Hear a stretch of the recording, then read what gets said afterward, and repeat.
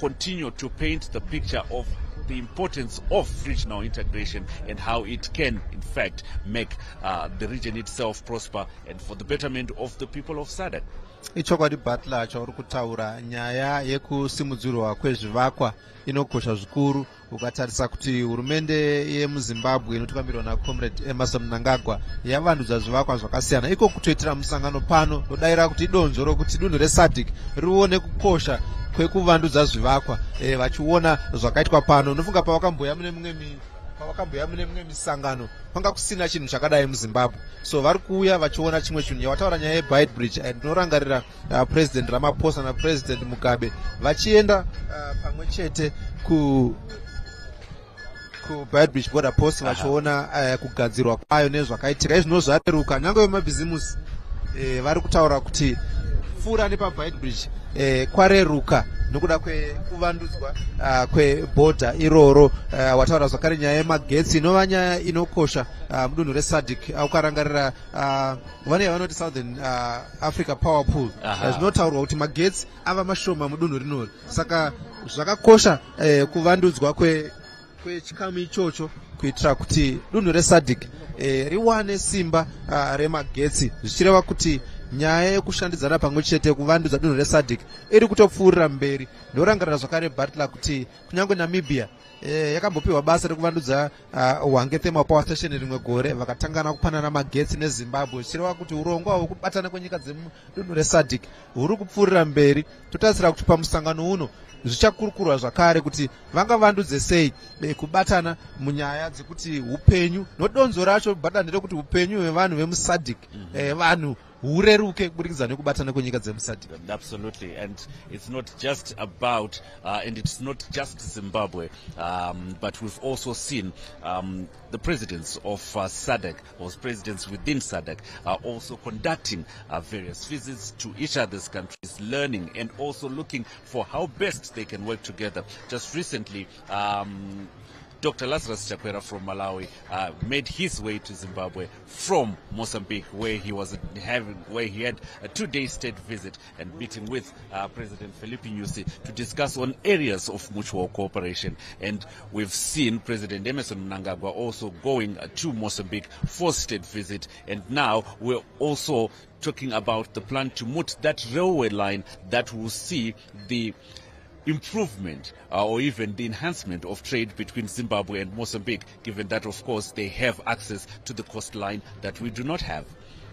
Limkotolelo Butler okhuluma ngalo nyakumbula ukuthi umongameli Mnangagwa wake isikhathi nesifishane esipheleleyo wahamba eMozambique bakhuluma ngendaba yethu kule dry port abafuna ukuthi bayilungise ehlanganisela eZimbabwe, iZambia labo Botswana, lathi ukuthi nxa kusokuthengisa izinto phakathi kwamazwe omabili, nxa sithengisa izinto kube lula ukungena kwezinto ezivela phandle leziphumayo, kuyindlela yokuthi amazwe eSADC asebenzelane ndawonye kumahlandla achiyeneyo. Nyaya wataura yemachipanda railway line inyaya irikhoshisa zikuru neZimbabwe kunyangwe neMozambique kuitira kuti kutengeserana kwenyika mbiri idzi, kutengeserana kwenyika dzemuSADC kana kuti zvinhu zvichibuda zvichipinda kureruke. Tiri kuona zvakare Butler mutungamiri wenyika Comrade Emmerson Mnangagwa vari pano chipfuurira mberi nemusangano ndo vachapiwa zvakare chigaro nhasi uno chekuvasa chigaro wedunhu reSADC. Butler ndaona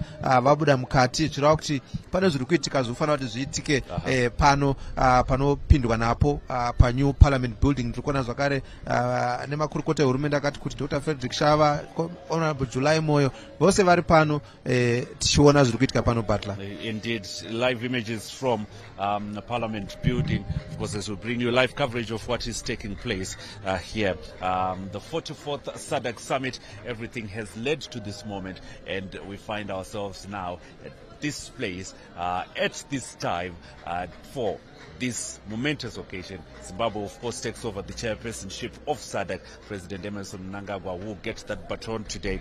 Zimbabwe last hosted the SADC summit. That was way back in 2014. And so he takes over the chairpersonship of SADC. We are waiting to see what is taking place. We see the president is now out of the venue and will be receiving guests in just a moment. I see the flag of Eswatini, being King Mswati the third. That is His Majesty King Mswati III, and I was remarking just yesterday that when he comes, there is always what we would call criers, those that would announce the arrival of the king, and I'm sure you can see what is taking place there. His Excellency is waiting to receive King Mswati III. Ishokati Butler sibona ke imbongi ezihayayo nxa inkosi ke ifika, siyazibona sonke isikhathi nxa ufika uKing Mswati III, inkosi uMswati III, siyasibona ke imbongi senze ezikwenzayo zihaya ke zikhuluma ke ngokuthi ke ungubani, ungumntakabani, uvela ngaphi, wazalwa ngaphi, wazalwa ngubani, konke kuyabe kusenziwa ke khonapho ke siyayibona ke imbongi ke isenza ekwaziyo nxa inkosi ifika. Ngiyathemba ukuthi ke umongameli welizwe uCormet Emerson Mnangagwa esephumile phandle ukuthi ke azoyamukela ke inkosi Mswati, King Mswati III owe Eswatini. Ngiyazi ukudala lathi sazithiwa yayithiwa iSwaziland, kodwa ke hayi ke siyanikwa ke siyatshintsha ke thiwa ke iEswatini. So sikhaleli ke sabe simbona efika ke namhla nanguyana ke uKing Mswati laphana ehamba ke la hamba labo imbongi lokhu ilandele emuva Butler ihaya kuphela ikhuluma ke ngokuqhatheka kwenkosi yakhe. No, he doesn't stop. He doesn't stop. As we see His Excellency President Emerson Mnangagwa there receiving His Majesty King Mswati III of Eswatini, one of the key players as well within SADC, was there when SADC was founded in 1980 in Zambia. Ichokati Butler ndikhona mthungameli wenyika vari zvakare nemudzimai wavo First Lady Dr. Auxilia Mnangagwa varipo zvakare pari kugamuchirwa King Mswati III. Vanhu kuona vari kupinda zvakare mukati, vatungamiri venyika vari kufamba pamwe chete vachipinda muri kuitirwa musangano unokosha we44th SADC Heads of State and Government. Kudaira kuti Butler ndofunga mutungamiri wenyika vazviona kuti handigona kugara mukati, mambo vari kusvika, ndofana kuti ndibude ndigamuchirane navo. I guess affording him the respect that he deserves as His Majesty King Mswati III, the only surviving monarch within the SADC region, and that is the Kingdom of Eswatini. And there was also, I guess, a lot of people when we were growing up, when we were going to school, Eswatini was not Eswatini, it had another name. Eswatini yayinzi Swaziland. So ndovuka pa zvakatanga vanhu taitombokuti inzi Eswatini ndeipi, Eswatini ndeipi, vanhu vaida kuda kudzokera kuSwaziland, asi ndofunga pari zvinotajaira kuti yakunzi Eswatini and ndo zita rayo rainoshandisa. So kune vanga vachiri kuti Swaziland, aiwa kusina chinonzi Swaziland, isithiwa iEswatini. So sibone ukufika kuka inkosi uKing Mswati III efika ke namhlanje lapha kumhlangano oqhakathekile wamukelwa ngumongameli welizwe uCormet Emerson Mnangagwa, ngomunye ke wabakhokheli beSADC obuyileyo kumhlangano lo oqhakathekileyo. Njengoba kutsho kwaButler, umhlangano lo uqale kumaviki aphelileyo ngemihlangano eminye eminingi etshiyeneyo, Industrialization Week, SADC Council of Ministers, SADC Organ on Politics, Defense and Security, kwaba le SADC Badia Investment Conference, kwaba le Finance Committee yeSADC ayikhulunywa ngayo, but iFinance Committee yeSADC nayo yahlangana ilungiselela ke lo mhlangano. Siyazi ukuthi ke yonke leyo imihlangano yathi senziwa kwaye kulungiselela ilanga lanamhlanje lapho ke umongameli Mnangagwa azabe nikezwa ke ukuba ngumgcinisihlalo hlanganiso yeSADC. Indeed, like you highlighted, they're very key to note that there have been different other meetings that have been held ahead of this particular, the summit itself. There are always preparations that do happen. There are high-level meetings that do take place. We had on the 28th of July up to the 2nd of August, we had the SADC Industrialization Week that we witnessed companies coming from various parts of SADC exhibiting their expertise and, of course, the production lines that they have been supporting. And this then feeding very well into the regional integration regional integration agenda. We also had senior officials in Finance Committee meeting that was held at the new Parliament building right here where we are from the 8th to the 11th of August. We then had the Council of Ministers meeting that took place 13th to the 14th of August, and on the back of the SADC Badia Investment Forum that was taking place on the 14th of August. Then, of course, the SADC public lecture, which was addressed by His Excellency President Emmerson Mnangagwa at the University of Zimbabwe Diamond Lecture Theatre. We also saw that. Then the SADC organ on politics, defense and security, also the hosting their summit that was yesterday, where the baton was passed over to Tanzania, which now leads that organ. And now today we find ourselves here, the 44th SADC summit proper that we're going to go through. And I do understand that we do have an idea or the program of what we can expect today. What are we expecting today? Zviitike mukati mezuva ranhasi. Tichaona panotanga program ino vatungamiri venyika vose vasvika. Tichaona mazwi ekutanga. So tichaona vatungamiriri venyika kusvika kwavo pano. Kana vachinge vangosvika tichaona zvizhinji zvinenge zvaakuitika kunoko. Ndoziva kuti Butler sangano reSADC rine anonzi executive secretary Dr. Elias Magosi, ndo executive secretary vachapa mazwi anokosha ekutanga muzuva ranhasi kuparura. Ndo vanotungamira ofisi yeSADC yesecretariat, ndo vachataura pekutanga. Tigozonzwa mazwi evari kuzova sachigaro, vakupinda kuva sachigaro President Emmerson Mnangagwa.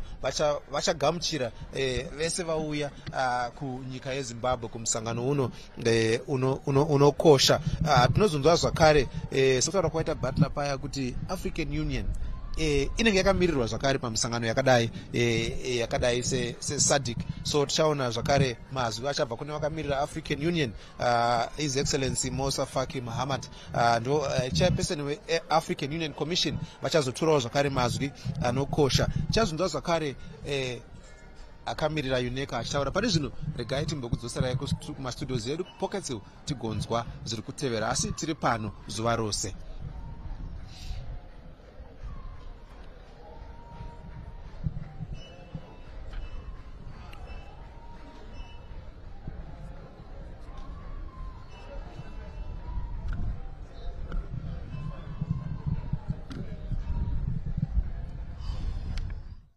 O aumento da população global, que no caso da região da SADC atingirá os 650 milhões.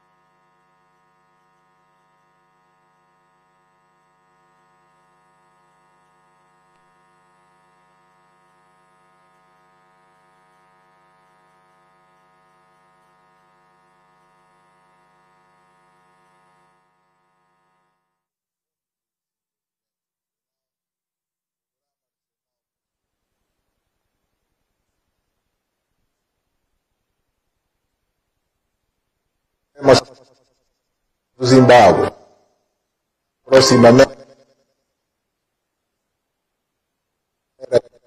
para desbloquear oportunidades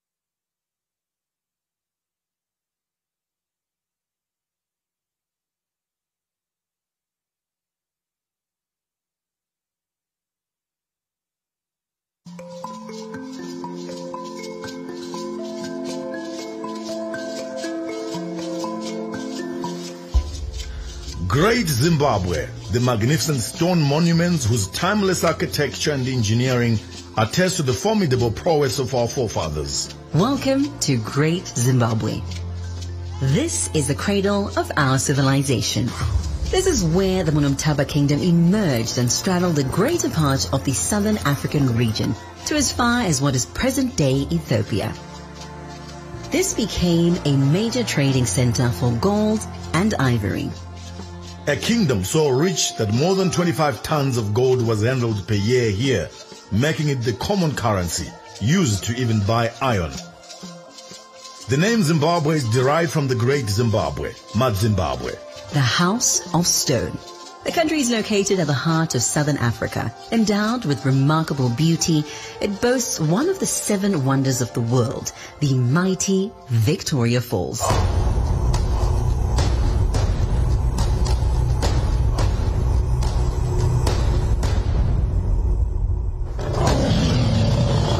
It is home to diverse wildlife, including the Big Five.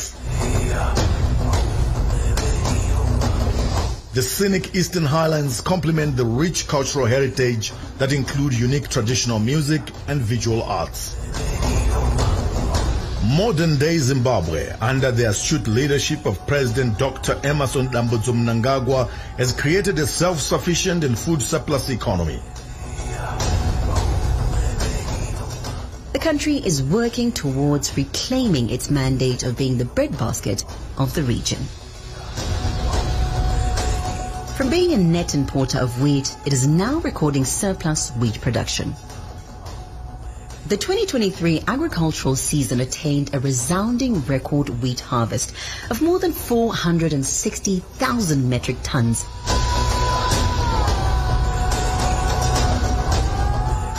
These fields with massive wheat crops have catapulted the country from a net importer of wheat to being the only country on the continent, apart from Ethiopia, with a wheat surplus.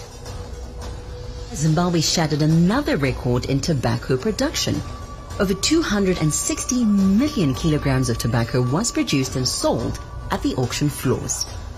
Notably, 85% of the tobacco is produced by smallholder farmers, 60% of whom are beneficiaries of Zimbabwe's much talked about land reform program.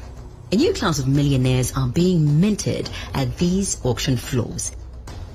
Zimbabwe is open for business. Horticulture is on the rise. Zimbabwe now has the largest blueberry sector globally, filling up supermarket shelves in the UK, South Africa, and the Middle East. Tea and coffee from this estate finds its way to overseas breakfast tables, while some locally produced agricultural commodities are fueling industrial growth, like this high-technology bread manufacturing plant in Bulawayo.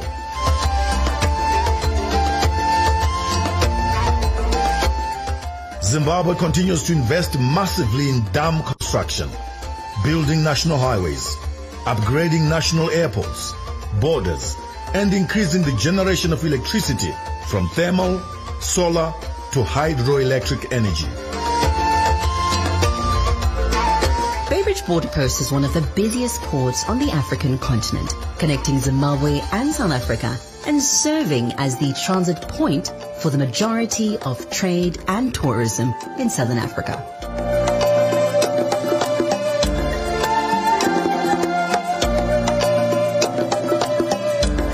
President Mnangagwa's government is delivering a new type of graduate. Innovation hubs at universities and colleges are transforming graduates from being potential employees to employers. It is through such skills development that Zimbabweans are competitive for employment at home and abroad. The very first SADC Executive Secretary was Zimbabwean, Dr. Simba Makoni, who served from 1983 to 1993.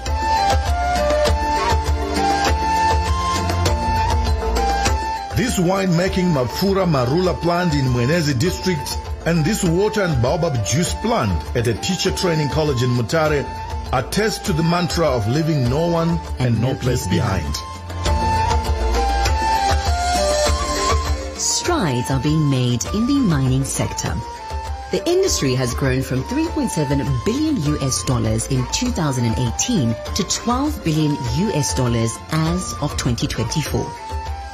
Zimbabwe is a treasure trove of mineral wealth with more than 96 different minerals that have a global demand. Underpinning the multi-billion-dollar growth have been minerals such as gold, iron ore, platinum and the platinum group metals, coal, chrome and lithium. Zimbabwe has the largest deposits of lithium in Africa and 7th largest in the world, placing it at the center of greening and decarbonizing the world.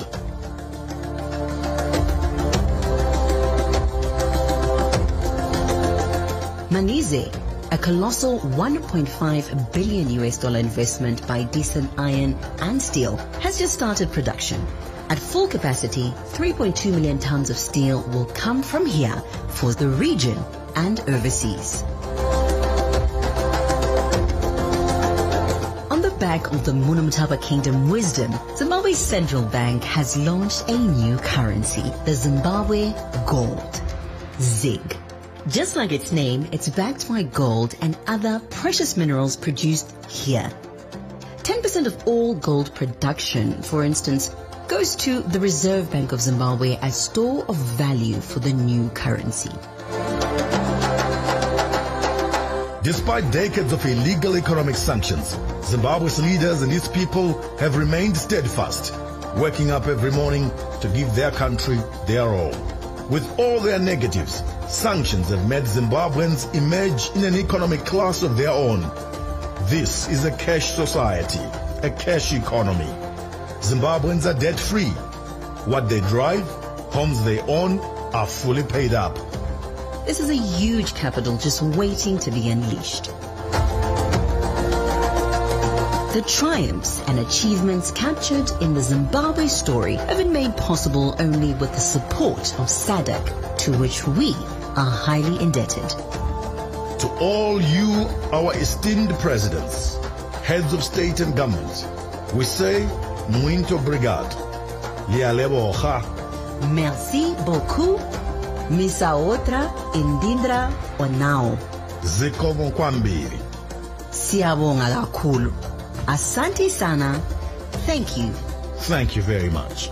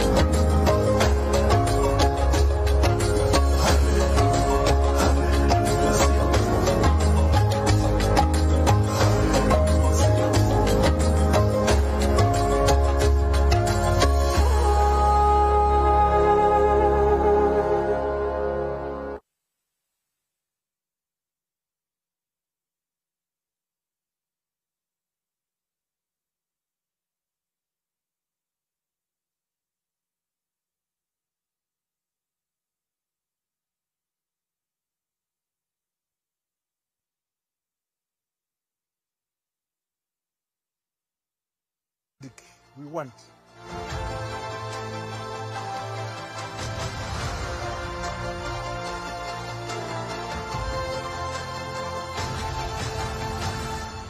A SADC that is food secure.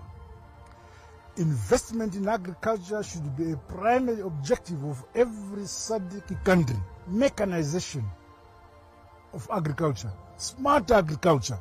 A SADC that promotes infrastructural development and connectivity that allows people-to-people contact. A SADC that allows industrialization and trade among our people.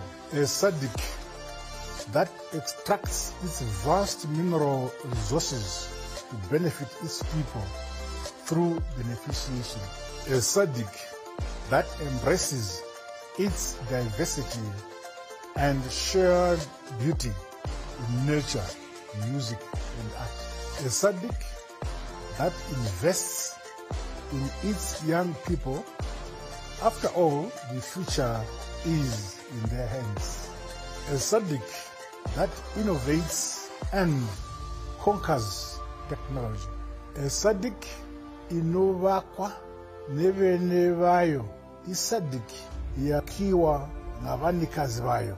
SADC is built by none but ourselves.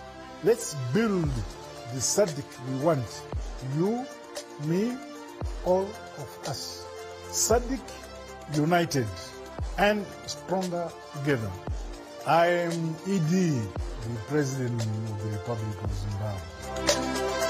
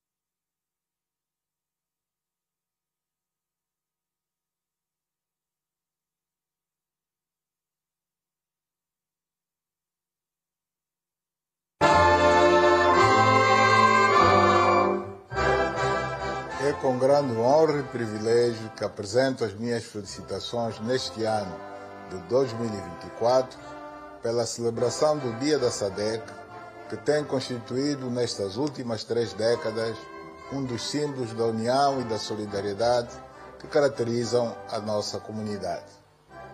Ao apreciar a nossa evolução como organização, ao longo de pouco mais de 30 anos, é imperioso que nos congratulemos pelo caminho que percorremos juntos, desde os anos 1980 até hoje, em que a SADC se revelou uma plataforma incontornável de defesa do nosso direito comum à liberdade política, econômica e social, alicerçada numa forte solidariedade desenvolvida por força dos imensos desafios que temos vindo a enfrentar ombro a ombro. A realidade da SADC vai para além da simples instituição, por nos remeter também para a ideia do compromisso coletivo dos líderes que nos antecederam na construção do nosso espaço regional, assente num profundo espírito de concertação para conceber e implementar estratégias que nos permitam atingir o nosso principal objetivo, que é o de edificar uma comunidade de nações irmãs unidas pelo anseio comum, pelo desenvolvimento, por uma paz harmoniosa e pela prosperidade. Ao longo da nossa história, fomos superando obstáculos diversos, sempre unidos pela ideia compartilhada de que sem uma firme solidariedade entre nós, ficaríamos aquém das nossas perspectivas e das conquistas possíveis em todos os domínios, na base do nosso grande potencial. Possuímos uma memória comum, rica de acontecimentos marcantes, em que sobressaíram sempre os sacrifícios consentidos para atingirmos o patamar em que hoje nos encontramos, cientes de que a nossa margem de progressão quase não tem limites. Evoluímos dos países da linha da frente, a nossa fonte fundacional, para a organização consistente que somos hoje, constituída por 16 Estados, que unidos desenvolvem um papel relevante e pertinente em conjugação entre todas as suas forças vivas para enfrentar em conjunto os desafios cada vez mais complexos do século XXI, tendo como baluarte a sua juventude, que constitui o seu patrimônio mais precioso. Cientes desta evidência, foi com a preocupação de assegurar uma continuidade e consistência estratégica dentro da nossa organização que no ano passado propusemos o tema Capital Humano e Capital Financeiro, os principais fatores para a industrialização sustentável na região da SADC, com o objetivo de nos debruçarmos sobre esses eixos interdependentes e essenciais para a edificação de uma industrialização regional que queremos integrada, competitiva e sustentável. Unir estes dois fatores requer o nosso esforço permanente, focado num investimento massivo e qualitativo na educação e na formação, para dotar os nossos jovens não só de competências profissionais, mas também e, sobretudo, de ferramentas para poderem lidar com a preocupante polarização num mundo mais conectado e numa fase global de transição que abarca aspectos de ordem econômica, ambiental, política e social. É nossa convicção de que um verdadeiro ensino deverá focar-se muito mais no despertar das consciências do que na simples acumulação do conhecimento. À luz da nossa determinação em não pouparmos esforços para continuar a industrializar a nossa região, será necessário continuarmos a advogar, todos juntos, por uma alteração da arquitetura financeira internacional, de modo a que os nossos países, seja de maneira coletiva ou individual, beneficiem de um acesso mais justo aos mercados financeiros, o que permitiria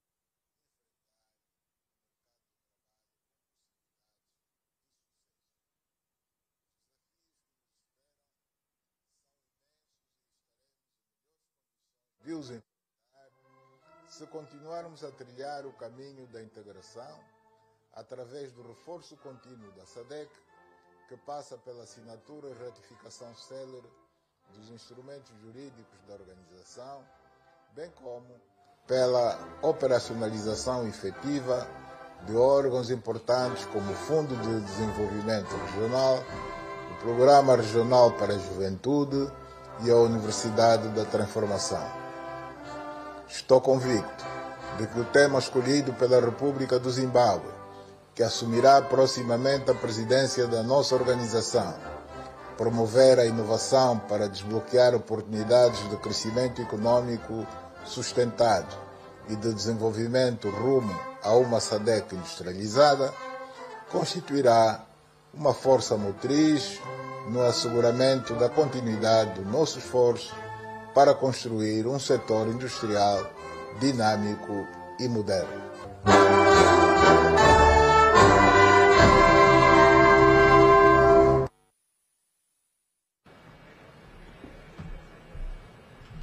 Good morning once again, ladies and gentlemen. We want to thank you for your patience. Just to keep you up to speed with what is happening, our VVIPs have now all arrived and they are now on a photo session. As soon as they're done, they will make their way to this hall. Those that have access to language translation gadgets, just to let you know the channels that we are using this morning. For English, please use channel 1. For French, please use channel 2. For Portuguese, please use channel 3. And finally, for Swahili, it's on channel 4. So if you can all be seated, those that haven't gotten seats, please make your way to the next room, which is the overflow room. There are many seats available, plenty of seats. Just recognizing the Vice Presidents of the Republic of Zimbabwe just walked into the room. Vice President CGDN Chiwenga and Vice President Kembo Mohadi.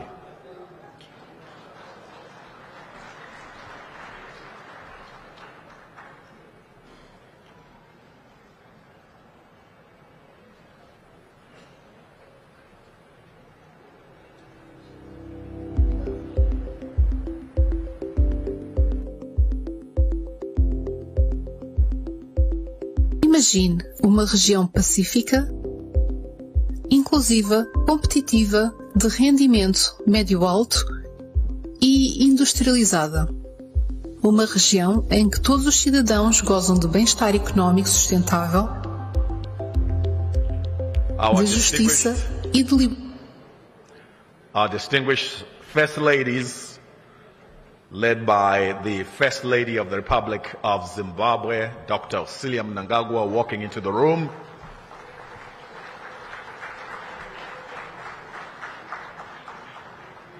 Just to let you know, distinguished delegates, our VVIPs have just finished the photo session. Any minute, they will be walking into the room. We will ask that you all stand up when they walk into the room. We will let you know when that is happening. And then they will remain standing. Then the national anthems, the SADC anthem as the AU anthem will be sung by the beautiful voices of the Chitungwiza Harmony Singers and the St. Mary's High School Choir.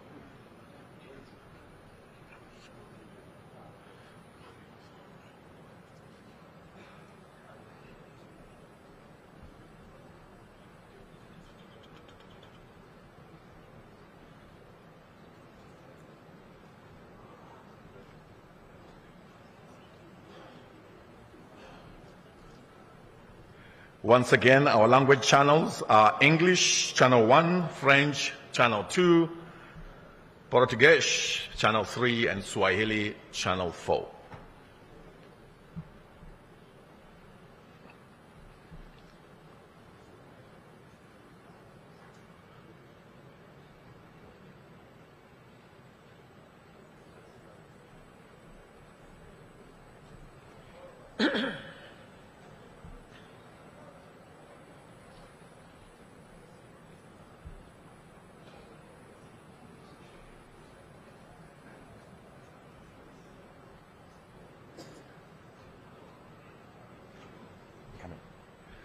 Ladies and gentlemen, may we all stand for the arrival of His Majesty, the Excellencies, Heads of State and Government into the hall. Please, let's put our hands together as they walk in.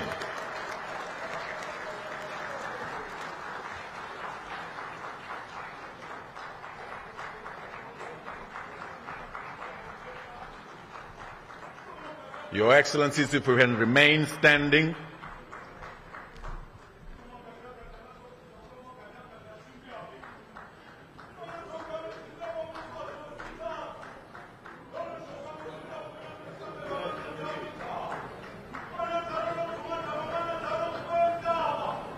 If we can please remain standing for the national anthems that will come up shortly, SADC anthem as well as the AU anthem, as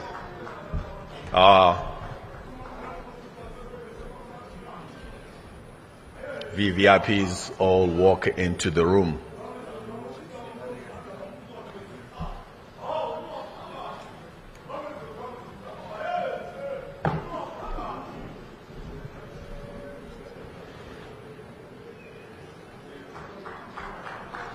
Thank you. A round of applause, ladies and gentlemen.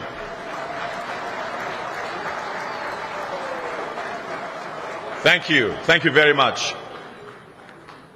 Let's remain standing, and I now invite the Chitungwiza Harmony Singers and the St. Mary's High School Choir to give us first the Zimbabwe National Anthem, the SADC Anthem, and finally the AU Anthem.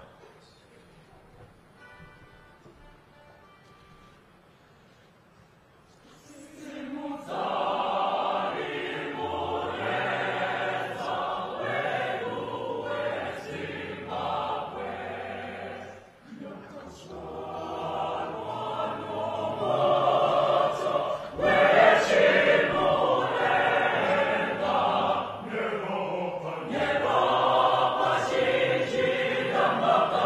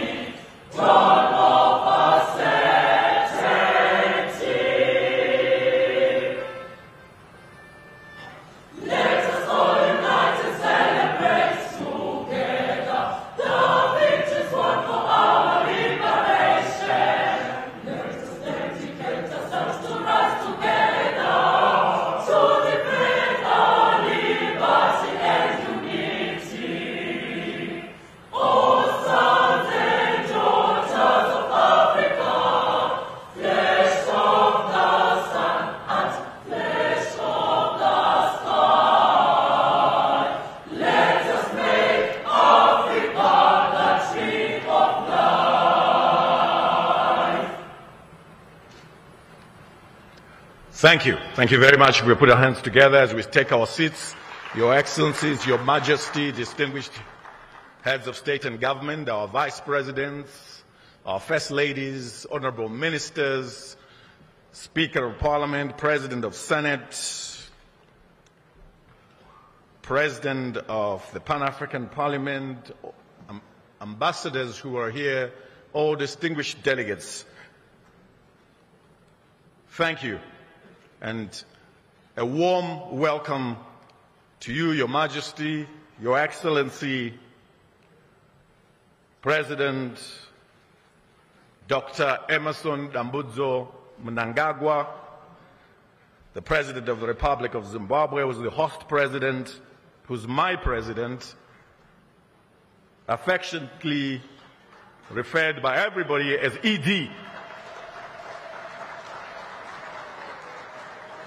Those that saw the video that was playing much earlier, he says, I'm ED, is commonly and lovingly referred to as ED. Distinguished heads of state and government, vice president, honorable ministers, and everybody in the room, we're here for the official opening session of the 44th Ordinary Summit of SADC Heads of State and Government, coming to you live at the new Parliament building in Zimbabwe's capital city, Harare. This area is called Mount Hampden.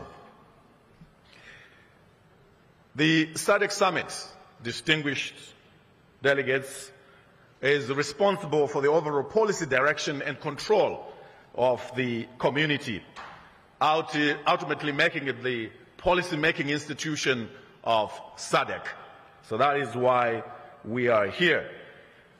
Let me just tell you, Your Excellencies, Your Majesty, it's a bit of a small miracle that I'm here standing before you this morning, because last night I got a call from Foreign Affairs Ministry, and the gentleman at the end of the line said to me, is that Super? I said, yeah, Ndini, which means it's me.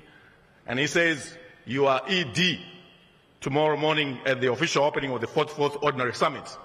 I said, what? He said, you are ED.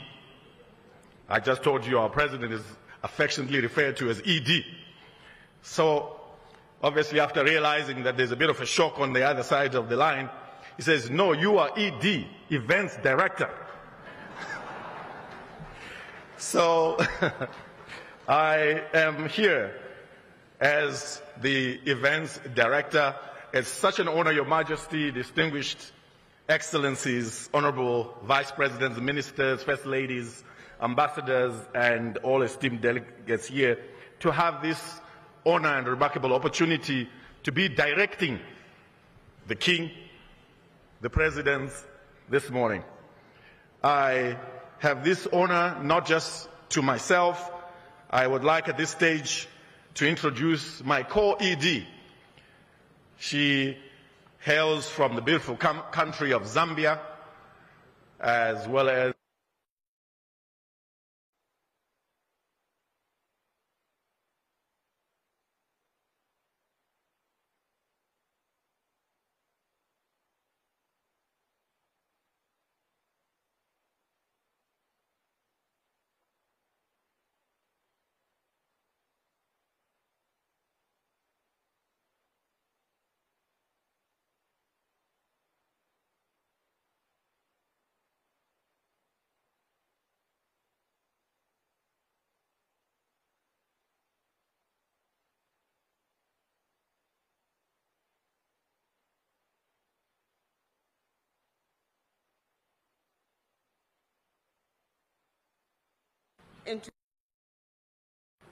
in Windhoek, Republic of Namibia.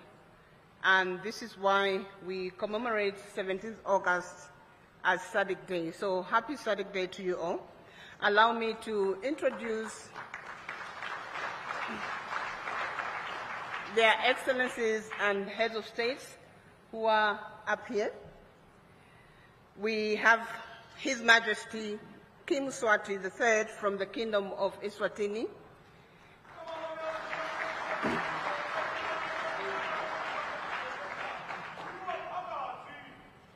His Excellency João Manuel Gonçalves Lourenço, the President of the Republic of Angola and Chairperson of SADC.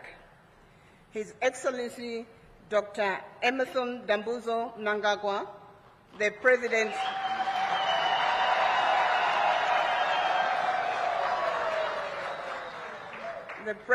of the Republic of Zimbabwe and incoming Chairperson of SADC.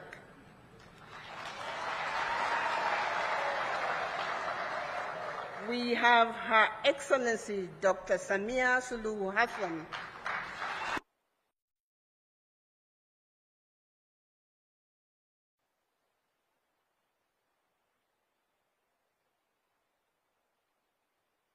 Politics Security Cooperation.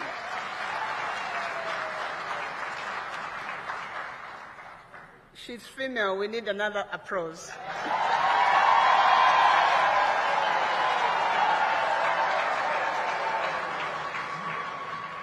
Thank you. We have from the Democratic Republic of Congo, His Excellency Felix Antoine Tshisekedi Chilombo, the President and outgoing Chairperson of SADC. The Republic of Namibia, we have His Excellency Dr. Nangolo Mbumba, the President and outgoing Chairperson of the SADC Organ on Politics, Defense and Security Cooperation. Republic of Malawi, the home heart of Africa, we have His Excellency Dr. Lazarus Makazi Chakwera.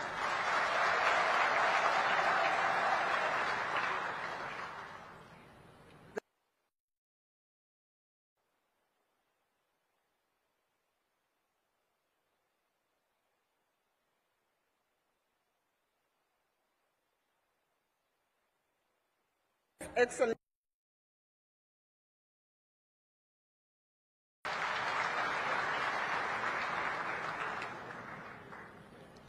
My apologies, he's not here yet, but he should be joining us. Republic of Botswana, we have His Excellency Dr.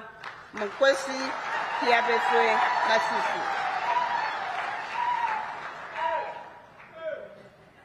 Republic of Madagascar, His Excellency Andri Nirina Rajolina.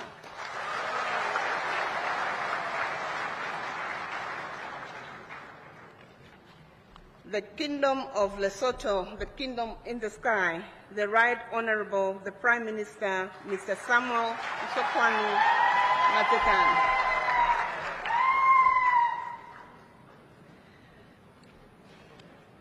The Republic of Mauritius, we have the Deputy Prime Minister, Honorable Louis Stephen Obegadi.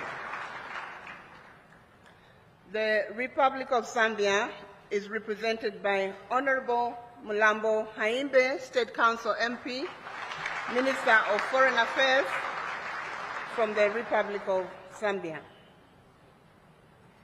We have from the Union of Comoros, the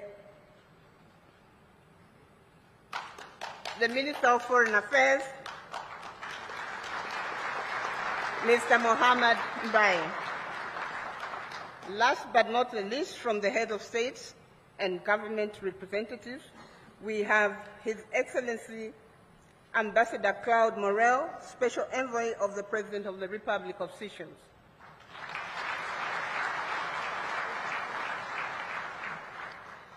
Up front here, we also have His Excellency Ambassador Dr. Frederick Shava, Minister of Foreign Affairs and International Trade of the Republic of Zimbabwe, but also the Chairperson of the SADC Council of Ministers. Last but not the least, up there, we have His Excellency Mr. Elias Mpedi Mahosi, the Executive Secretary of SADC.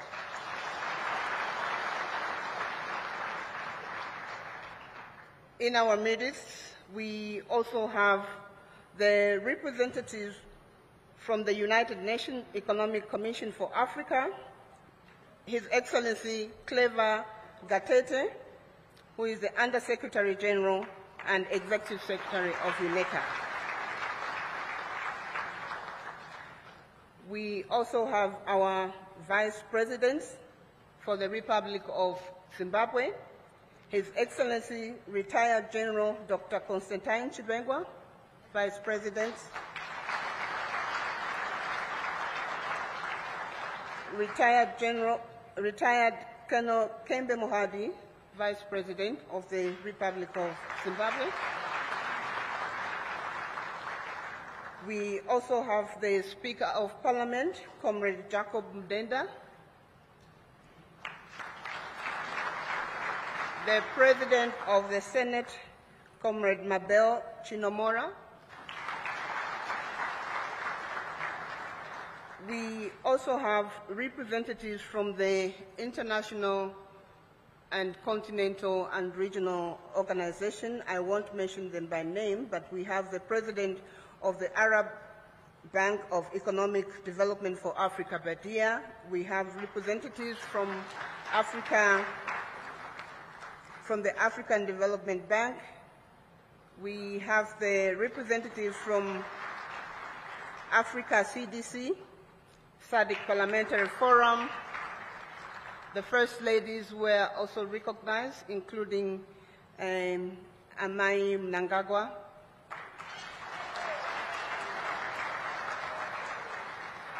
And all SADC citizens who are here, our members of the diplomatic community, ICPs, who are represented here, you are all welcome to this 44th SADC Summit of Heads of State and Government.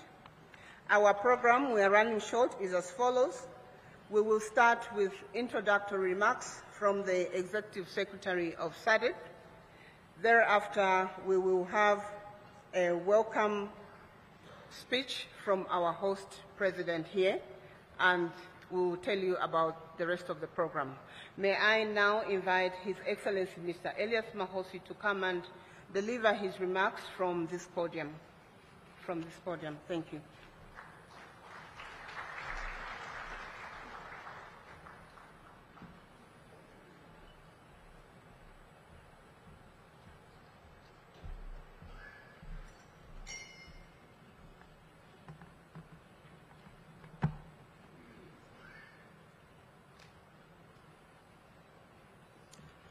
Thank you very much, ED and Deputy ED. I hope we don't have any ambitions of being the other ED, but it's good to dream.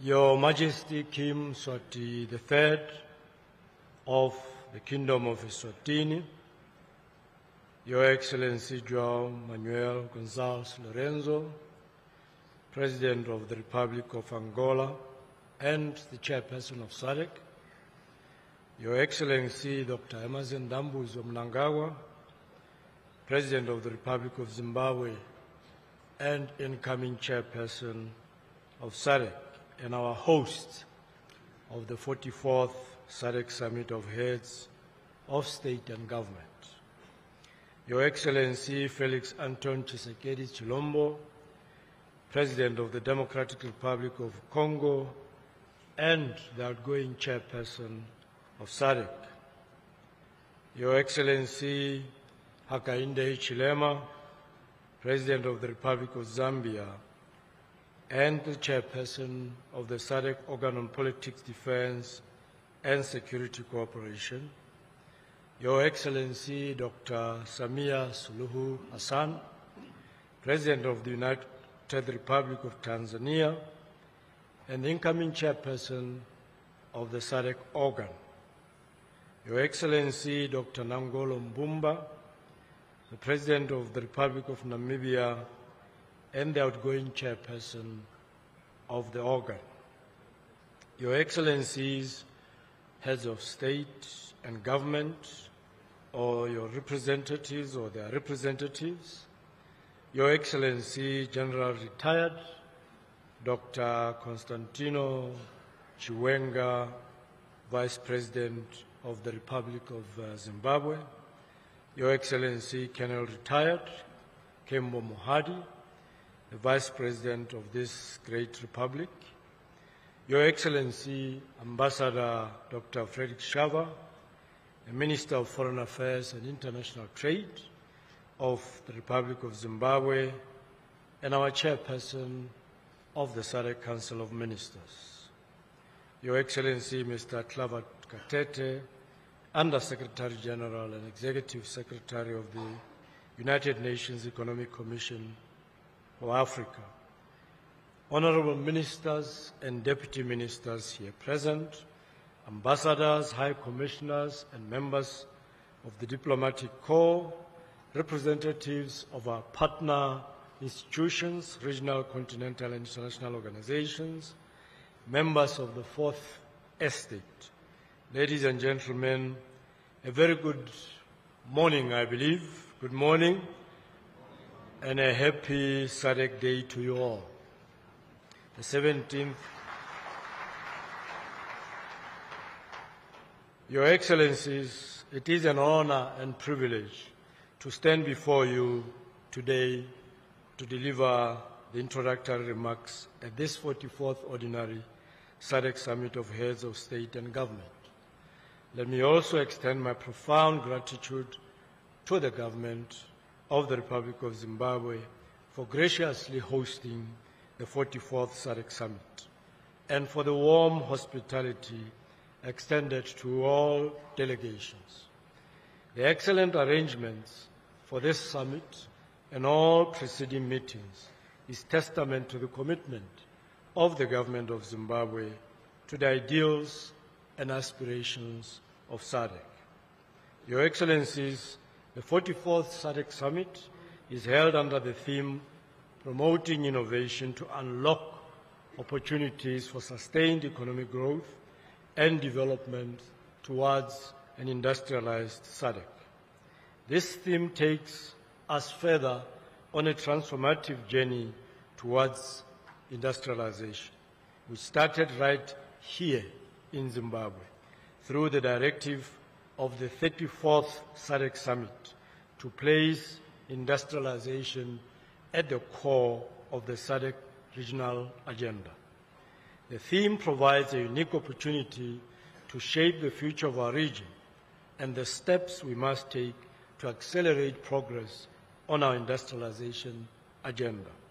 To this end, the region should continue to harness the power of innovation to accelerate implementation of key regional value chains and promote technological transfer to increase manufacturing of value-added products and ultimately realize economic growth and prosperity of our region.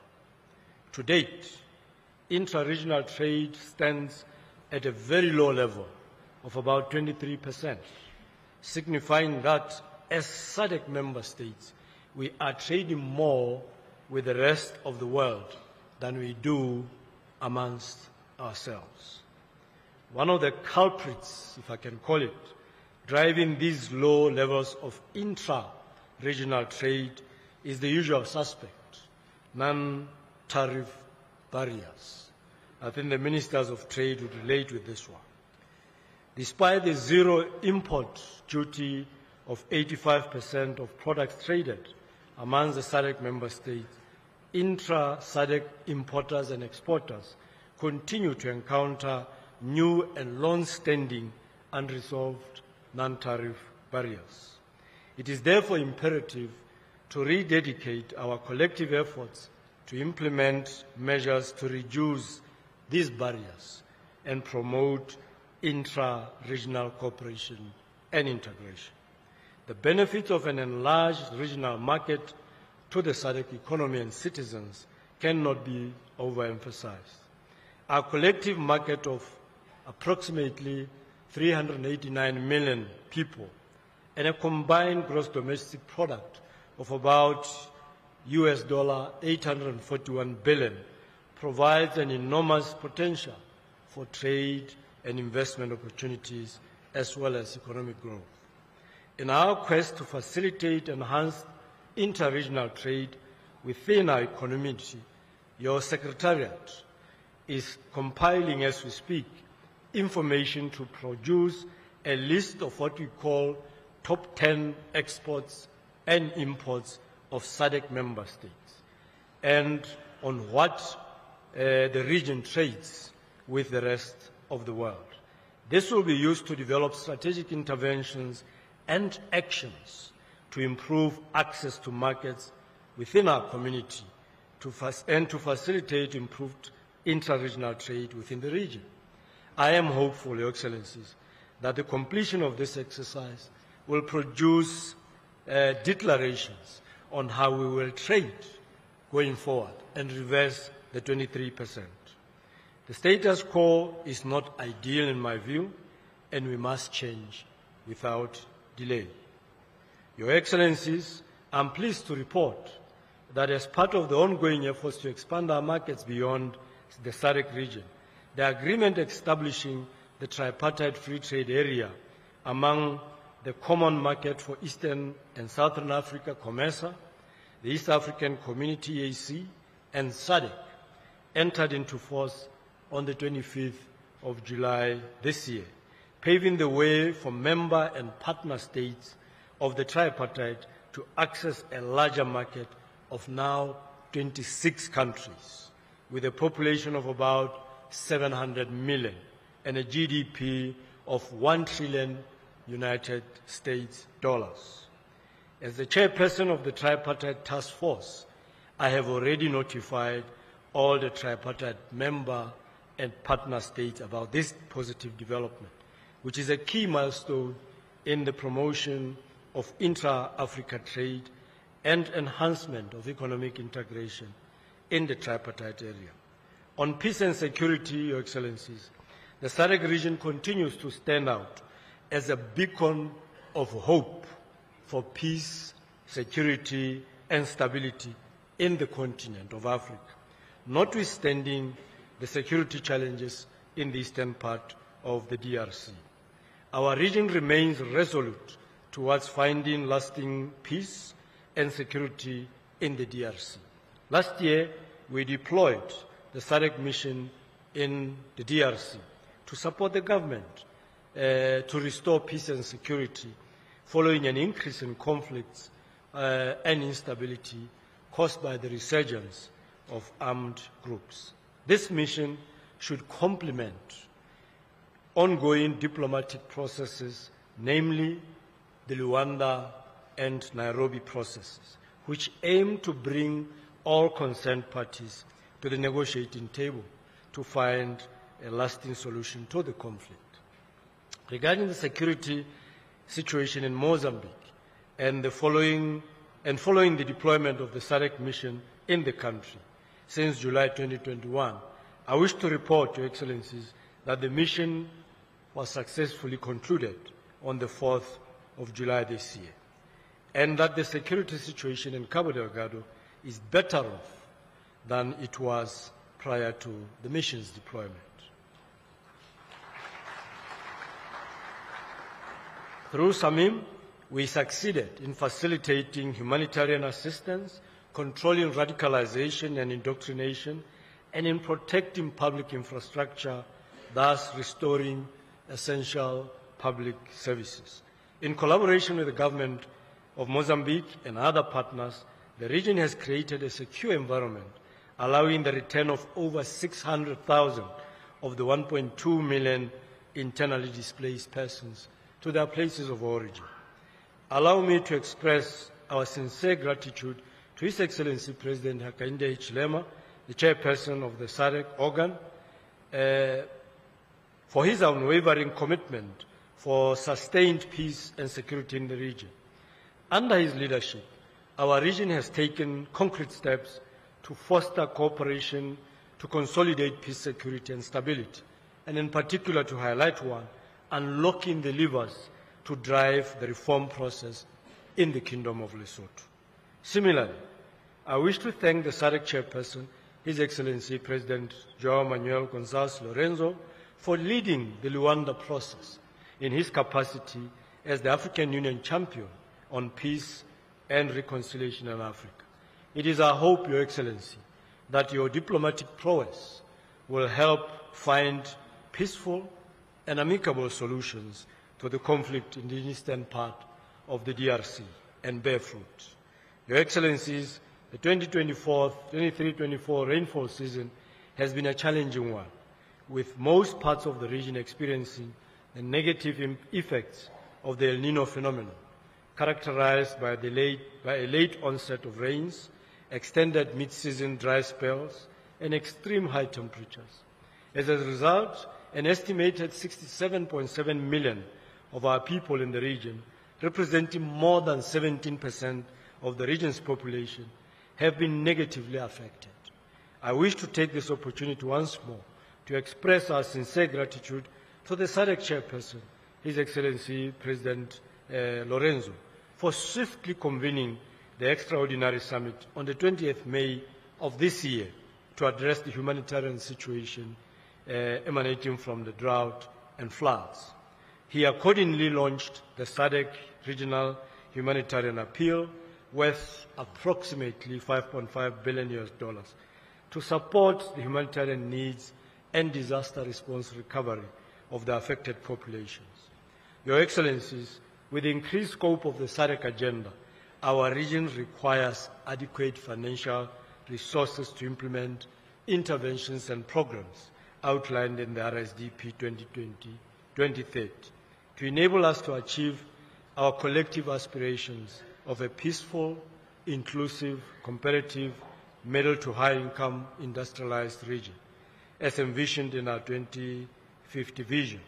It is evidently clear that without adequate resources for interconnected, quality, and seamless infrastructure, it will be in the form, be it in the form of roads, railways, ports, energy, or ICT, our efforts to industrialize and integrate our economies and unlock the region's full potential will stall.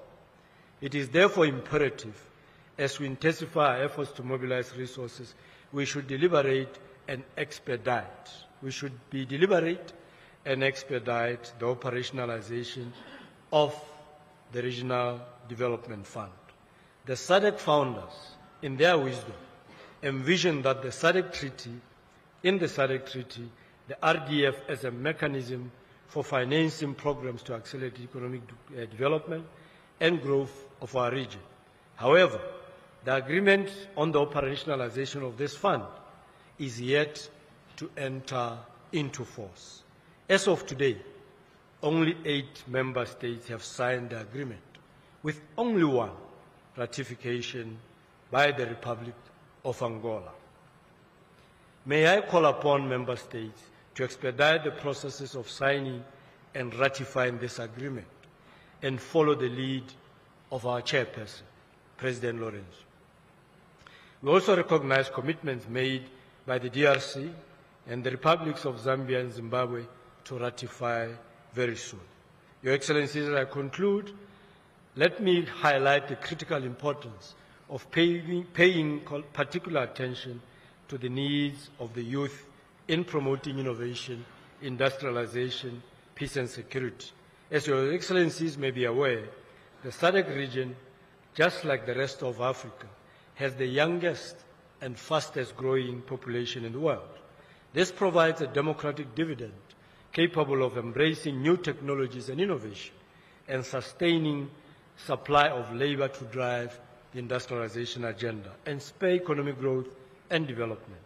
We just witnessed this potential coming to life a couple of days ago at the SADC public lecture ably delivered by our host, His Excellency President Dr. Emerson Mnangagwa at the University of Zimbabwe. The youth were taking the lead to innovate, to create new advancements, and simply to dream. The President has put funding aside dedicated to these young men and women to shape the industrial revolution of the country, for which we commend him most sincerely.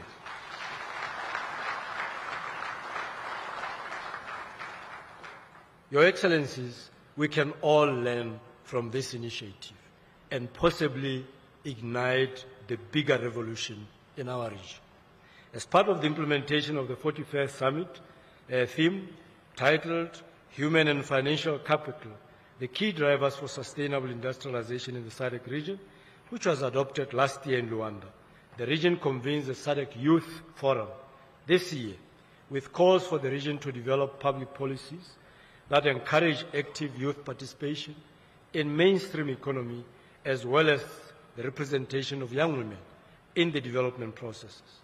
I would like to reiterate the need to invest in the youth by providing them with the necessary skills, resources, entrepreneurial and job opportunities with a view to unlock their potential, thereby creating pathways for them to become agents of change and contributors of regional integration, sustainable peace and security, and inclusive economic growth. I wish to take this opportunity to thank the chairperson of SADC, His Excellency João Manuel Gonçalves Lorenzo, the President of the Republic of Angola, for his exemplary leadership, guidance, and insights during his tenure. In the past year, the chairperson has demonstrated exceptional leadership, vision, and dedication in steering the SADC towards achieving its mandate.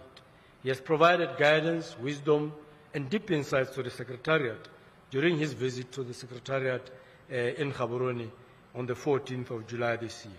As we look ahead to the coming year, the Secretariat reaffirms its unwavering commitment to work collaboratively with the incoming chairperson of SADC, His Excellency Dr. Emmerson Dambuzo Mnangagwa, the President of this Republic, to move the SADC agenda forward and mainly focusing on industrialization or industrializing our region.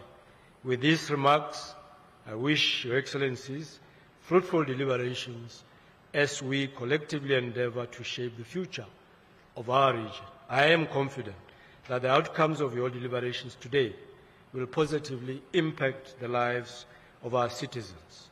I thank you for your attention. Merci beaucoup. Muito obrigado. Asante sana. Tatenda kialebuch.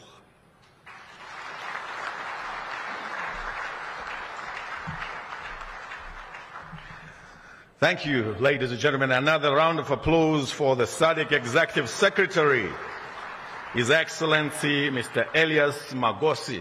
At any point of SADC life, the Executive Secretary comes from any of the member countries. For those who don't know, our Executive Secretary is from the beautiful country of SADC called Botswana.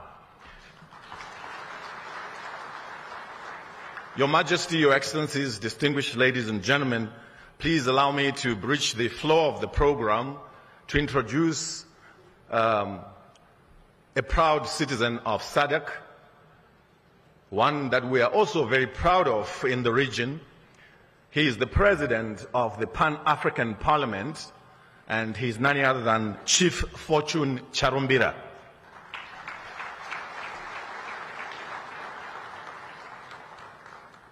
Thank you. Just to advise again those that are using language translation gadgets, our channels are as follows. English is on channel 1, French is on channel 2, Portuguese is on channel 3, and Swahili is on channel 4.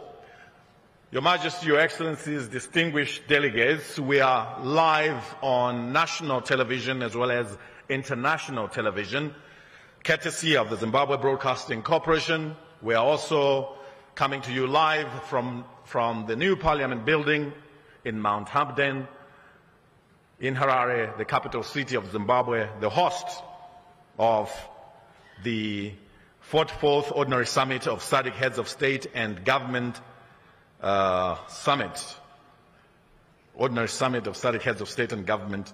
And those who are on social media or would like to catch us on social media, we are on ZBC News Online, the Facebook page, the SADC Facebook page,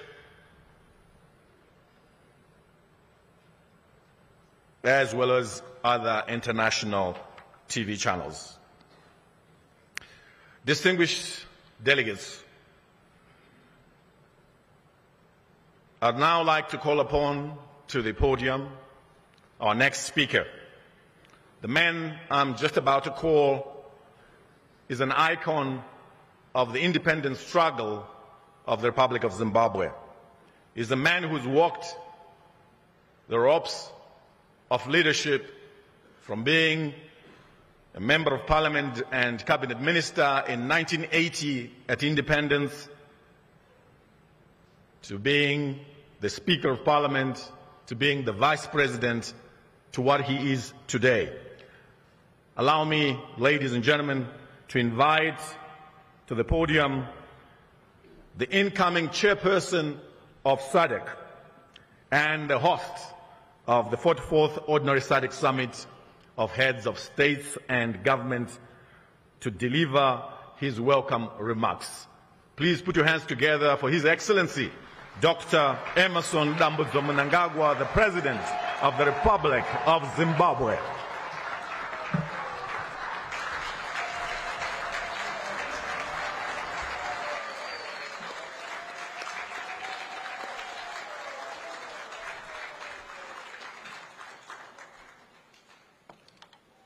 May you be seated.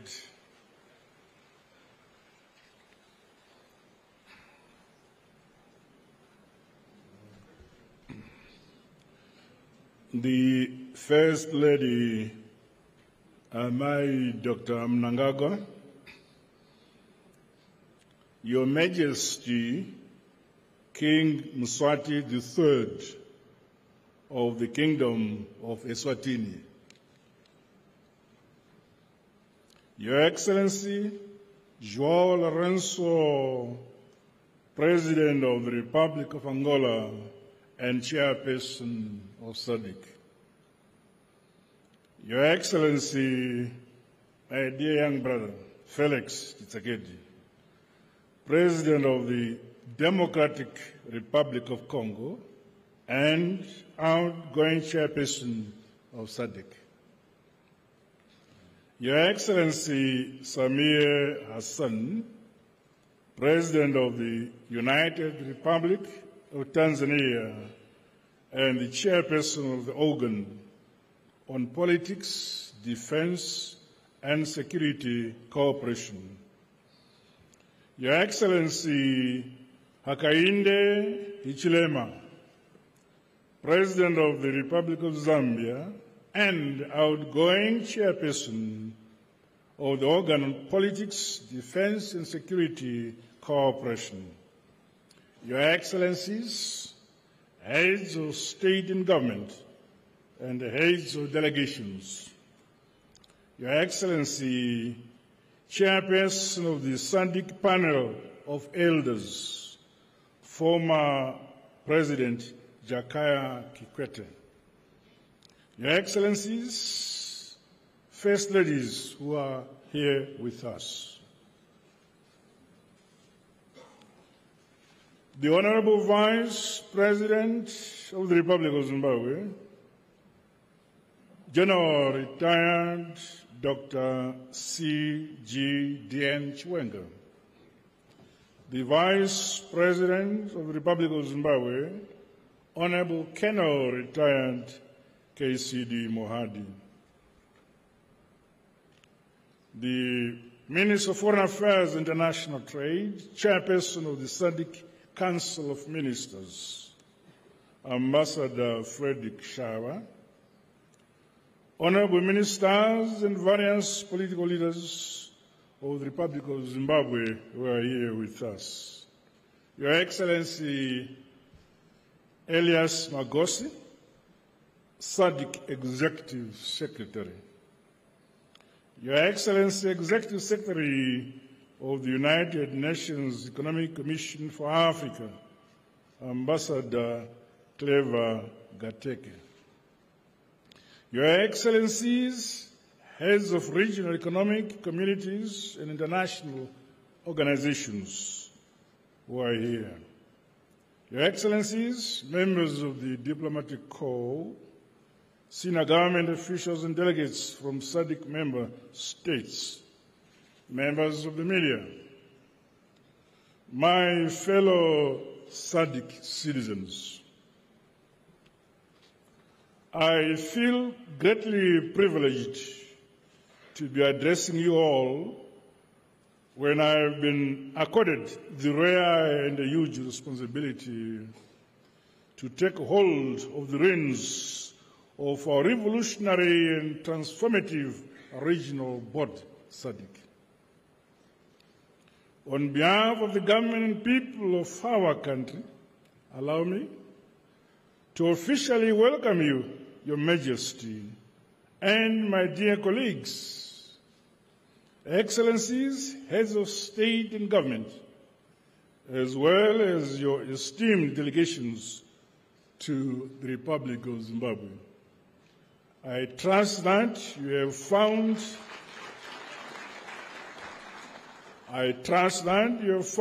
the available facilities perhaps comfortable. The people of Zimbabwe count it an honor to be hosting this 44th Ordinary SADC Summit. And we treasure your gathering here in the land of the great Emperor Munumtapa.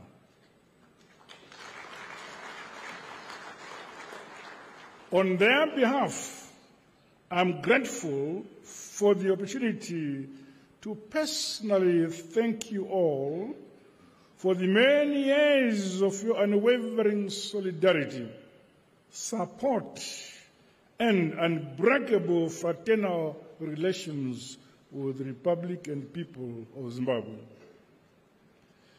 This has been against the continuing heinous sanctions imposed on our motherland, Zimbabwe, by some Western countries.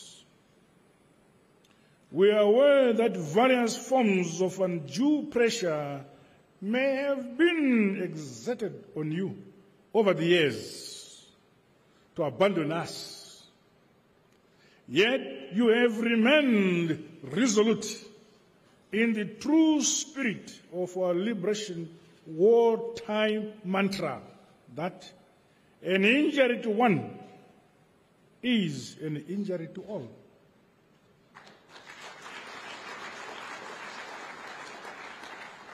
The clarity, solidarity, and unity which the SADC region has always demonstrated on Zimbabwe, as with other critical peace, security, and climate change disasters in our region, epitomizes the true Pan-African spirit envisaged by our founding fathers of our region. As the people of Zimbabwe, today we once again say thank you, thank you, thank you, SADC, for bearing with us the burdens imposed by the last 24 years of illegal sanctions imposed our country because we claimed our land. Today also marks the SADC Day anniversary. We commemorate the signing of the SADC Declaration and the Treaty in 1992 at the Summit of Heads of State and Government that was held in Windhoek in the Republic of Namibia. The historic birth of SADC ushered an era of marked transformation in the region, from a past characterized by segregation and a brutal racial oppression to the present, where we enjoy peace, security, and prosperity in our respective countries. Indeed, since its inception, SADC has enabled the integration and has improved the quality of life of our peoples. The government and people of Zimbabwe are humbled to join you, Your Excellencies, and your esteemed delegations in celebrating these milestones we have achieved.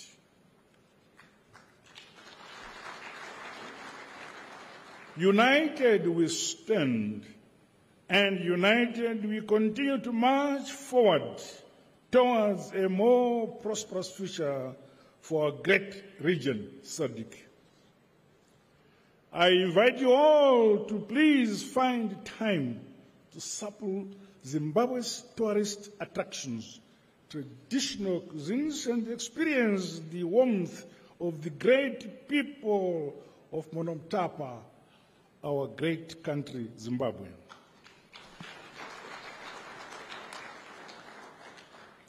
With these remarks, I welcome you all to Zimbabwe, the world of wonders and opportunities. I don't know whether it's true.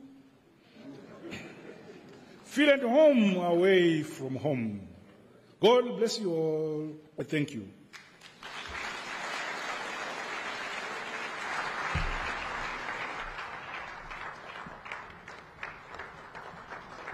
Once more, another round of applause for the incoming SADC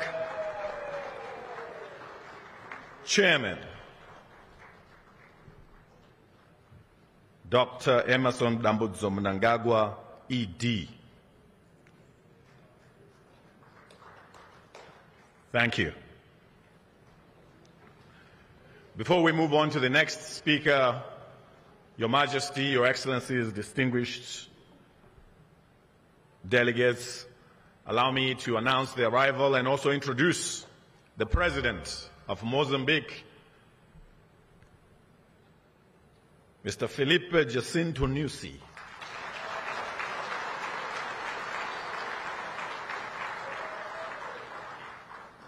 Thank you, Your Excellency.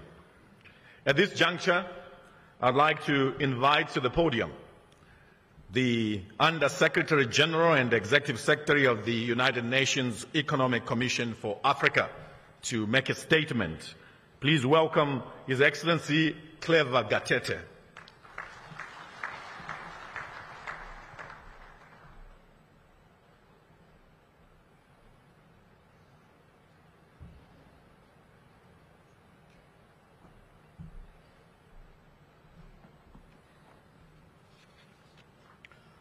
Yeah, thank you very much, ED. Your Excellency, Your Majesty King Mswati III of the Kingdom of Eswatini, Your Excellency Mr. Joao Lorenzo, President of the Republic of Angola and Chairperson of Southern African Development Community, Your Excellency Dr. Emmerson Dambudzo Mnangagwa, President of the Republic of Zimbabwe and incoming Chair of SADC, Your Excellencies, Heads of State and Government present here, all protocols observed, Mr. Elias Magosi, Executive Secretary of the Southern African Development Community, Honorable Ministers here present, distinguished delegates, ladies and gentlemen. It is an honor to address the 44th SADC Summit of Heads of State and Government on the theme of promoting innovation to unlock opportunities for sustained economic growth and development towards an industrialized SADC. I want to start by conveying my gratitude to the government of Zimbabwe for the generous hospitality as the host of this August event here in Harare. I also wish to thank the heads of state and SADC for this opportunity to deliver my inaugural address in my capacity as the Executive Secretary of the United Nations Economic Commission for Africa. Excellencies, distinguished delegates, we are meeting at a time when our continent is facing major challenges, especially financing, security, soaring debt crisis, and climate change. Sovereign debt in Africa currently stands at over $1 trillion, causing severe fiscal stress, with more than 1 in 3 countries in or at high risk of debt distress. This is also happening when long-term concessional finance, official development assistance, and foreign direct investments are declining. In addition, climate change is eroding 5% of GDP on average on an annual basis. Actually, last year for Mozambique, it cost them 15% of their GDP. These impacts are quite evident in the SADC region. That's why we're working on an African position on the reform of the global financial architecture so that Africa's needs are taken into account at the next month's Summit of the Future and the 4th Financing for Development Conference that will take place next year in Spain. Excellencies, distinguished delegates, there are no clear solutions. We have no choice but to look inward for homegrown solutions, including domestic resource mobilization and innovative financing for climate to sustain our development. And SADC can be a leader on this imperative. The region is home to most of the world's gold, copper, cobalt, lithium, chromium, graphite, platinum, and possesses significant livestock and agriculture endowments. 4 key areas offer SADC innovative and scalable solutions. One of them is the development of the regional value chains, and this is possible in the whole of SADC region. Regional agglomeration remains a ticket to sustainable industrialization because fragmented approaches will not generate the jobs we need, nor will it reduce poverty and inequality. Indeed, following our recent visits to Botswana, Namibia, and Ethiopia to study the beef and leather value chains, we have concluded that all of the SADC offers enormous potential to increase export markets within these sectors. That's why we partnered with the Arab Bank for Economic Development in Africa, BADEA, who have now approved grant financing for a feasibility study in the beef sector for Botswana that will be conducted by ECA, working closely with SADC Secretariat and partners. This will be replicated to other SADC member countries. We also plan to do similar work for the leather sector. In tandem is the energy regional value chain. We must approach energy solutions from a regional perspective to have significant impact. For example, SADC is using only 1% of the solar and wind energy potential. This means that SADC can be a continental energy provider with the development of this value chain alone. Excellencies, distinguished delegates, the second area of opportunity is food security. There is no reason why Africa should import food to the tune of over $120 billion per year when SADC can be Africa's breadbasket. This is also why we are embarking on the establishment of the Zambia-Zimbabwe Common Agro-Industrial Park, again working with BADEA, who have also approved grant financing for a study to move forward with this initiative. I'm glad that the President of BADEA himself is here in the room with us. Thank you very much. This is not just critical for SADC, but for the whole of the African continent. Thirdly is the minerals development. Our critical minerals can deliver fair and inclusive prosperity. Our fundamentals for the agenda are stronger than anywhere else in the world. But our window of opportunity is closing. We are using our study on the DRC Zambia Electric Battery Initiative as a proof of concept that we can and should drive mineral beneficiation, and we are working on a roadmap to translate this into a reality that will allow expansion to other minerals such as diamond. Finally, we must leverage technology. Our work with Botswana on the local small stock farm shows the benefits of using smart agriculture technologies for climate change adaptation. With the right investments, we can scale up innovations like this, and not just in the agriculture sector, but in health, education, finance, transport, and many more others. ECA is now developing a platform that showcases innovations across the continent which can be accessed by all countries. This was one of the requests by member states at our last conference of finance ministers in March this year in the beautiful Victoria Falls. This year's conference of ministers of finance, planning, economic development, and governors of the central bank is chaired by the finance minister of Zimbabwe. These, notwithstanding, significant investments and critical infrastructure development is needed to unlock these opportunities. Governments alone cannot do this. The private sector can play its part with the right incentives and de-risking mechanisms. For us at ECA, we are working closely with the African Development Bank and regional partners to enhance de-risking mechanisms that promote successful public-private sector partnerships. Distinguished delegates, ladies and gentlemen, as I conclude, let me emphasize that the impetus for rapid industrialization is not simply a question of convenience. It's a matter of absolute necessity. Homegrown solutions can help us address today's complex challenges. We are here because we believe we can do it. I'm convinced that each of the SADC member countries can be a cluster leader of innovation and breakthroughs, and ECA stands ready to partner with you on this journey. I thank you very much for your kind attention.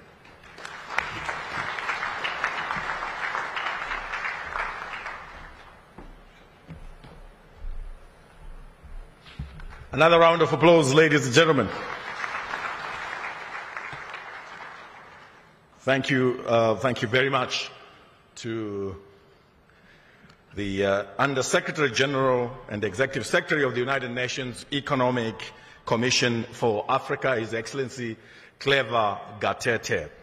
Your Majesty, Your Excellencies, distinguished heads of state and government, honorable vice presidents, first ladies, honorable ministers, ambassadors, distinguished delegates to this opening session. His Excellency Clever Gatete just spoke about the opportunities that are available for SADC to catapult itself to a global economic bloc. I was just reminded of some kind of competition that took place last year. Some British scientists had just dug about 10 meters. They discovered traces of copper, and they made a conclusion that some 200 years ago, their ancestors already had a telephone network. And then not to be outdone by the British, the Americans were also doing their own digging. They dug about 20 meters into the ground. They also discovered the traces of copper. So they then published in one of their journals that in fact the American ancestors had telephone network more than 250 years, 50 years earlier than the British. So there was a group of SADC citizens who also couldn't be outdone by the British and the Americans. So they put themselves together, went around the SADC, and they were digging, and they were digging, and they were digging. They dug up to 100 meters, they didn't find any traces of copper, and they made a remarkable conclusion, and it was published in one of the Cape Town journals, that in fact, more than 300 years ago, our ancestors already had a wireless network.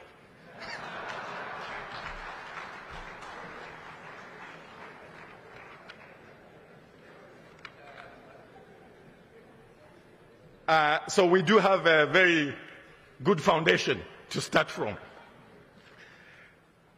Distinguished ladies and gentlemen, I would like to move on with the program. And just to remind those that are watching, we are live from the new Parliament building in Mount Abden, the capital city of Zimbabwe, the host of this year's SADC summit. It is tradition within SADC that a new president within the family must come forward and address the summit. So we do have a new president in our midst, and I'd like to invite him to take to the podium and address the 44th Ordinary SADC Summit. He's doing this for the first time. Distinguished delegates, allow me to invite the President of the Republic of Namibia to come to the podium and deliver his maiden statement to the 44th Ordinary SADC Summit. His Excellency Nangolo Mbumba, please proceed to that one that is reserved for distinguished delegates like yourself.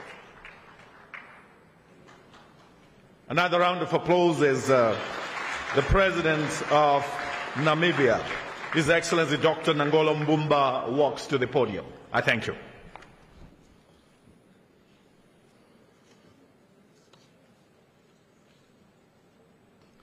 Your Majesty, King Swati III of the Kingdom of Eswatini, Your Excellency João Manuel Gonçalves Lourenço, President of the Republic of Angola and Chairperson of SADC, Your Excellency Dr. Emmerson Dabuzo Mnangagwa, President of the Republic of Zimbabwe, incoming Chairperson of SADC, and the host of the 44th SADC Summit of Head of State and Government. Your Excellency Felix Antoine Tshisekedi Tshilombo, President of the Republic of Democratic Republic, President of the Democratic Republic of Congo, and outgoing Chairperson of SADC.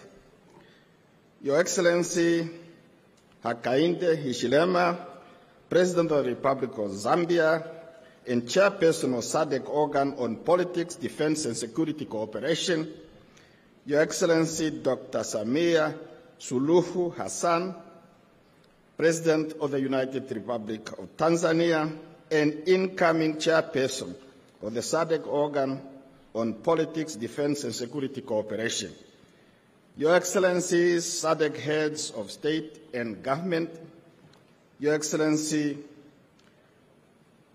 General Chiwenga, Vice President of the Republic of Zimbabwe, Your Excellency Colonel Mahodi, Vice President of the Republic of Zimbabwe, Ministers and Deputy Ministers, Your Excellency Mr. Elias Mahotsi, the Executive Secretary of SADC, Your Excellency Ambassadors and High Commissioners and members of the Diplomatic Corps, members of the medias, our gracious First Ladies, members of the media, ladies and gentlemen.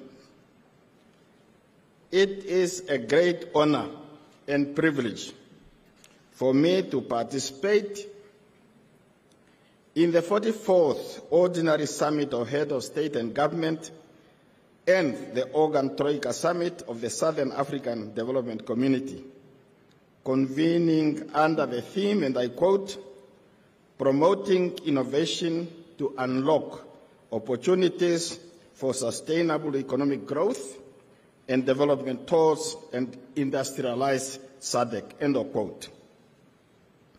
Allow me to express my deepest gratitude to Your Excellency Dr. Emmerson Dabuzo Mnangagwa, President of the Republic of Zimbabwe, on your assumption of the chairmanship of SADC. I am confident that under your able leadership, we will witness the continuation of the collective efforts and progress that we all aspire to see in the SADC region. Your Excellencies, I assume, thank you, Your Excellencies, I assume the office of President of the Republic of Namibia on the 4th of February this year, in the wake of one of the most challenging and harrowing moments in the history of post-independence Namibia, following the passing on of His Excellency Dr. Hage Gottfried Geingob, our late President. The legacy of President Geingob is marked by his unwavering commitment to regional integration, peace, and economic development. Namibians are grateful for the solidarity and support Your Excellencies and the fraternal people of your respective countries extended to the Namibian people during that difficult period. We will never forget your warm display of solidarity during our moment of need and sorrow. While on this sad subject matter of bereavement and loss, allow me to convey our heartfelt condolences to the government and people of the Republic of Malawi following the tragic death of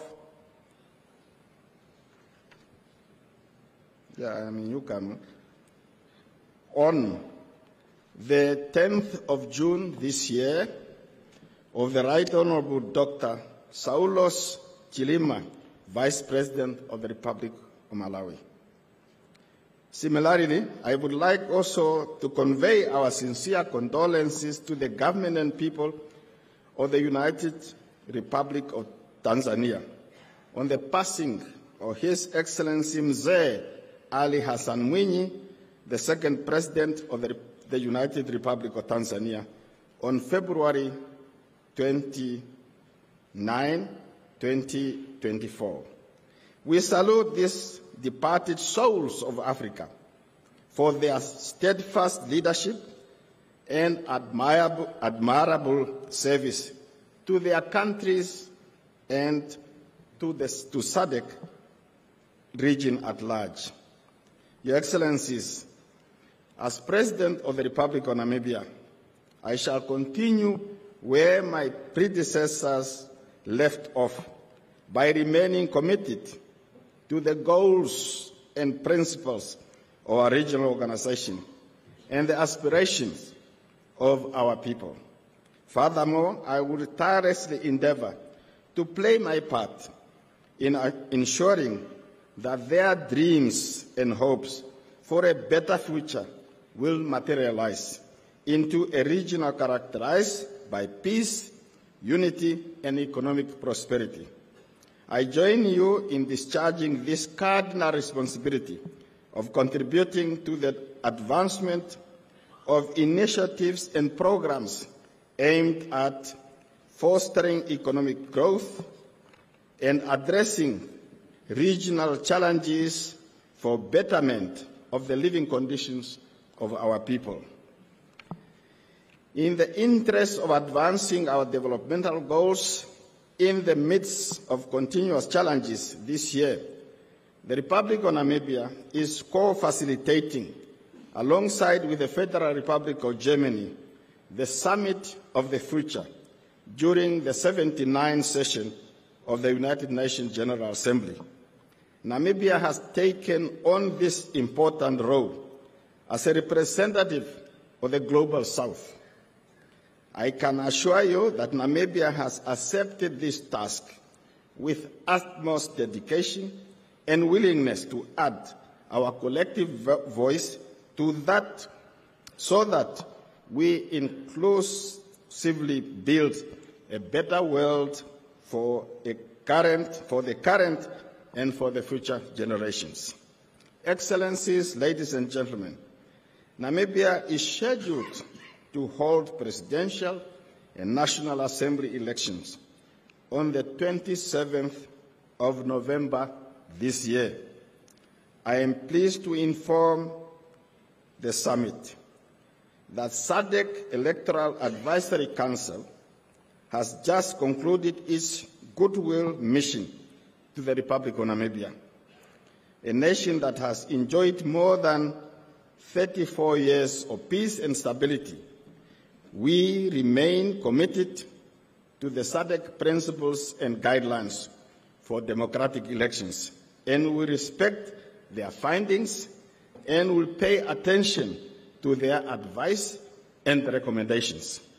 Your Excellencies, I wish to reiterate that the objectives of the Regional Strategic Indicative Development Plan 2020-2050 cannot be achieved if the fundamental pillars of peace, security, and good governance is compromised.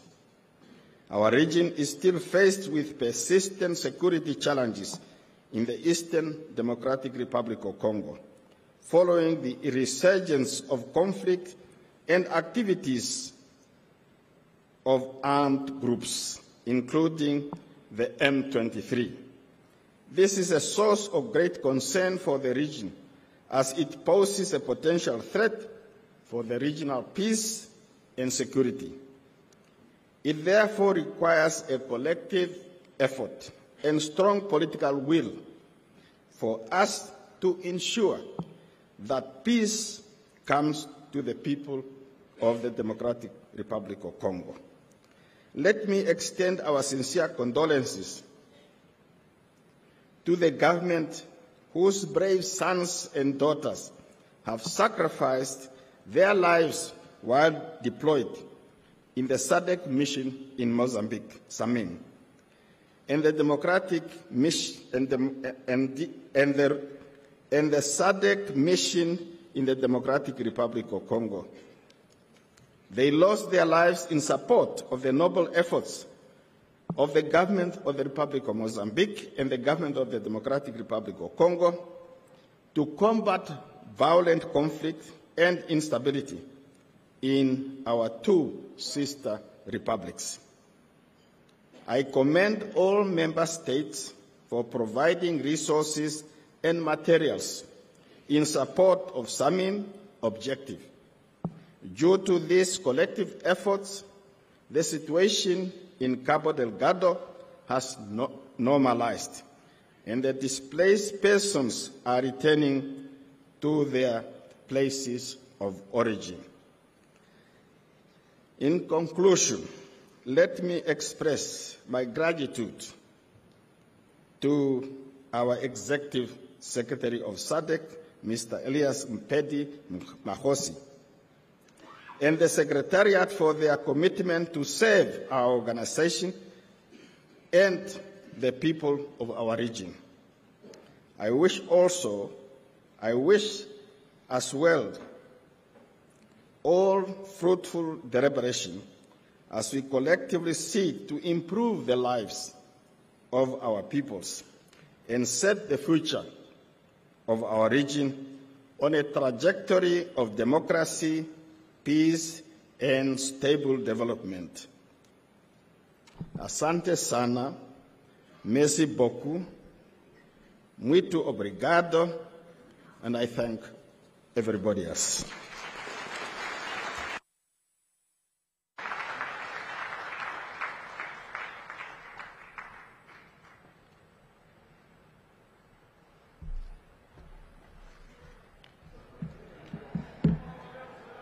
Thank you, Your Excellency.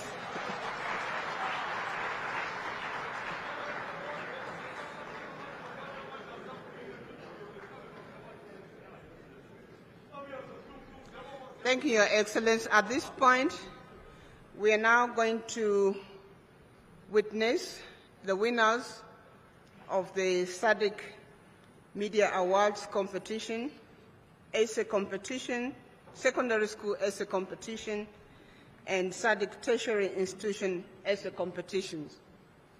These are among our activities aimed at enhancing awareness of SADC.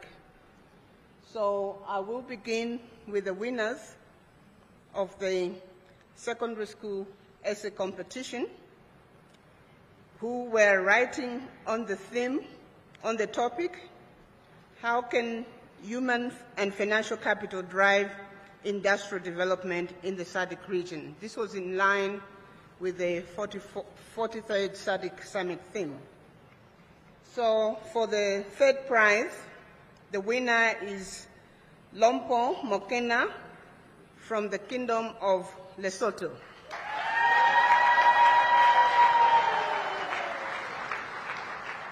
In the second position, we have Ms. Emilia Kabungo Santa from the Republic of Zambia.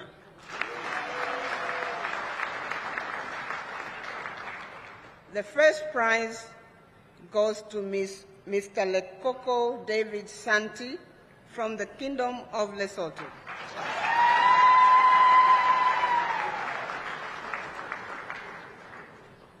Then we now move on to the winners for the 2024 SADC Tertiary Institution Essay Competition. Again, in the third position,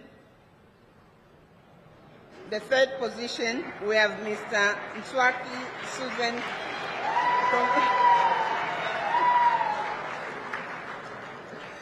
the second position, again, Lesotho.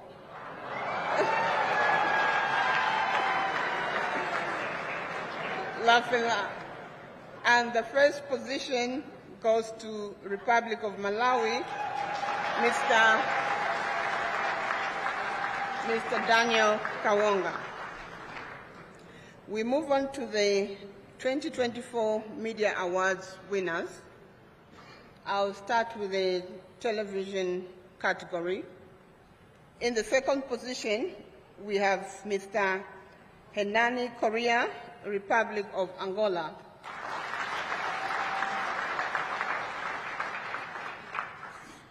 First position in television, we have Mr.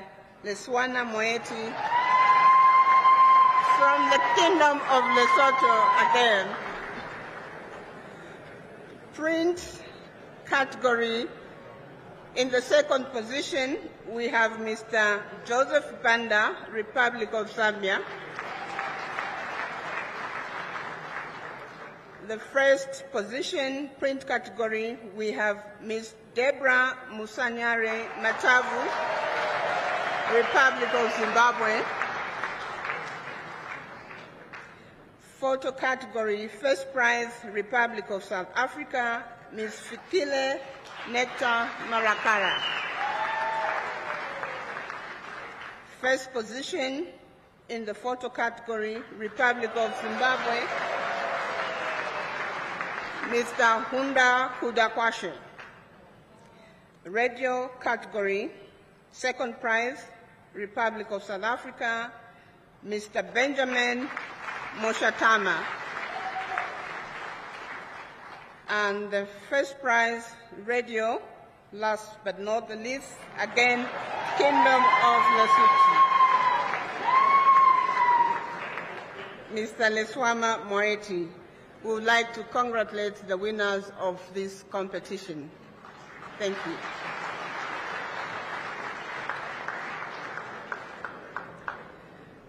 At this point, I'm going to invite my co-host, Edie Superman Wanzira, to come and announce the next item. Thank you. Thank you very much to Barbara Lopi, all the way from Zambia, and working for the SADC Secretariat in Botswana. I'm very proud to be a citizen of SADC and to be associated with the Lesotho.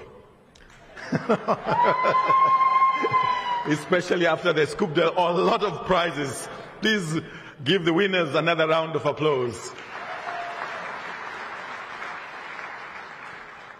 At this moment, ladies and gentlemen, it is time to invite the current SADC chairman, His Excellency João Manuel Gonçalves Lourenço, President of the Republic of Angola, to deliver his statement, and soon after his statement, we will witness the handover of the chairmanship to His Excellency President Mnangagwa of Zimbabwe.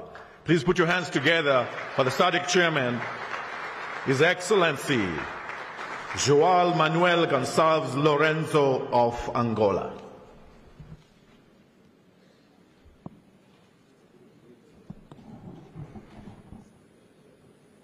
Sua Excelência Your Excellency Emerson Mnangagwa, President of the Republic of Zimbabwe and incoming chairperson of SADC and the host of the 44th SADC Summit of Heads of State and Government. Your Excellency Hakainde Hichilema, President of the Republic of Zambia and chairperson of SADC Organ on Politics, Defense and Security Cooperation. Your Majesty King Swati III, Your Excellency Samia Suluhu Hassan, President of the United Republic of Tanzania and incoming chair of SADC Organ on Politics, Defense and Security Cooperation.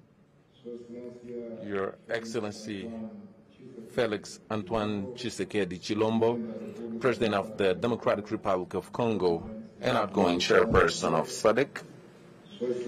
Your Excellency Nangolo Mbumba, President of the Republic of Namibia and outgoing chairperson of the SADC Organ on Politics, Defense and Security Cooperation.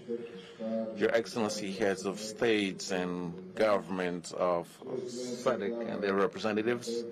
Your Excellency Clara Gatete, Executive Secretary of UNECA.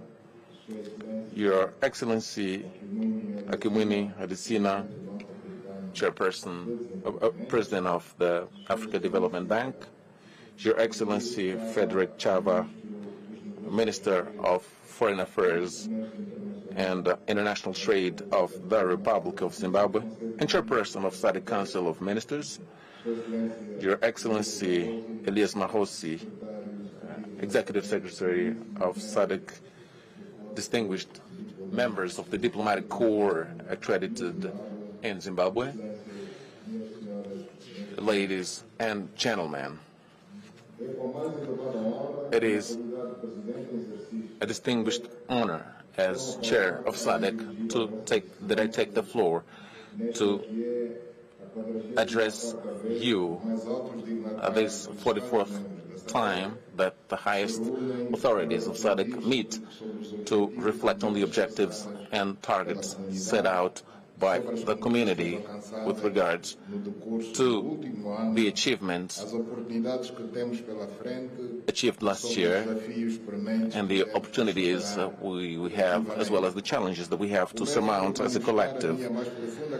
I would like to profoundly thank President Emerson Mnangagwa and the people of the Republic of Zimbabwe for having agreed to host this important summit and for their warm welcome and exceptional hospitality that has been accorded to all delegations ever since our arrival to this beautiful country. I would like to take this opportunity to officially welcome His Excellency Nangolo Mbumba, who is attending this summit for the first time as President of the Republic of Namibia.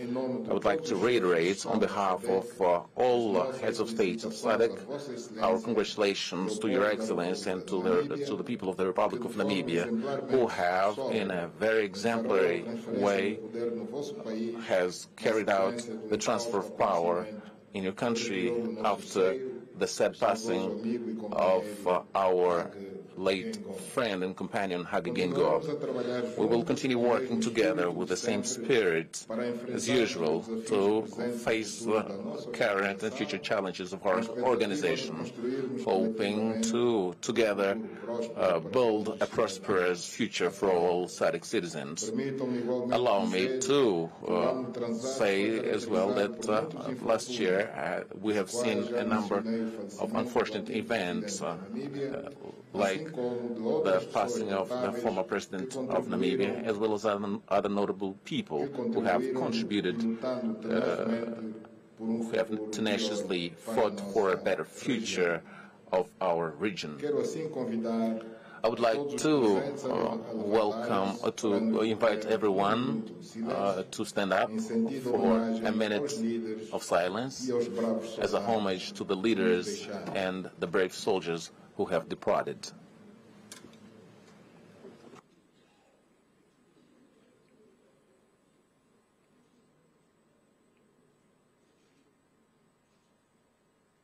Muito obrigado. Thank you very much. Your Excellencies, ladies and gentlemen, it's been exactly 1 year that the Republic of Angola took the chairmanship of SADC with the commitment of proceeding with the industrialization agenda that has started on the 44th summit of SADC held here in Zimbabwe, when the organization took the bold decision of placing industrialization at the center of its regional integration agenda, and with the drafting of the strategy and roadmap for SADC industrialization. To spur on this agenda, the summit adopted the theme Human Capital, Key Drivers Towards Sustainable Industrialization of SADC region. Since one of our major objectives is the skills that allow for access to jobs and allow for our region to be ready for the challenges of the fourth industrial revolution. In applying this theme, we have worked with the Secretariat in order to support member states in promoting and developing value chains that are key for production and processing of agriculture, pharmaceutical, mining products to strengthen and maximize regional benefits. Based on this, I welcome the fact that under the next leadership of the Republic of Zimbabwe, we will still count on the dynamic nature of this country to push this industrialization agenda so that we can consolidate the gains that we've had so far with the adoption of this theme of promoting innovation to unlock opportunities for sustainable economic growth and development towards industrialized SADC. With this theme, I am absolutely sure that our region will take advantage of science, technology, and innovation to spur on industrialization as a key driver for socio-economic transformation, which will be seen in this southern area, southern part of Africa. Since human resources are key for the development of these value chains and for an industrialization, a sustainable industrialization, our region has had some significant progress in operationalizing the SADC University in order to develop and maintain human capital to meet the technical and technological needs of our efforts aimed at industrialization. On the other hand, I would like to state that currently our region has a deficit in terms of infrastructure financing well over 30 billion US dollars. So we need to proceed as fast as possible in operationalizing the Regional Development Fund, which was one of the major objectives of the chairmanship that is ending today, in order to support industrial development, social and human development, as well as the development of infrastructure, so that we can sustain the development of our region. I would like to take advantage of this opportunity to appeal to the private sector, financing institution and ICPs to join us and support with resources the implementation of some of our regional projects that are key and cover strategic areas which are in the Regional Indicative Development Plan for 2020 to 2030. Your Excellencies, ladies and gentlemen, under the development to support regional integration, during the chairmanship that ends today, our region has seen considerable progress in the energy, transport, water resource, shared water resources, ITC, and weather. Based on this, I think it is important to state that SADC region currently has 86% of mobile network coverage, which is very close to the 95% objective for 2030. The internet coverage is estimated at 54%, meaning more than half of our population has access to this form of communication. All this is a result of the dynamic collaboration between the member states who have organized themselves to invest in digital infrastructure and reduce service costs in these areas and promoting digital literacy. With regards to energy resources, it is important to ensure in our region access to energy at reasonable prices, so we can spur the industrialization and create more opportunities in the region. A population with access to electricity, was way below the levels that have been set as objectives.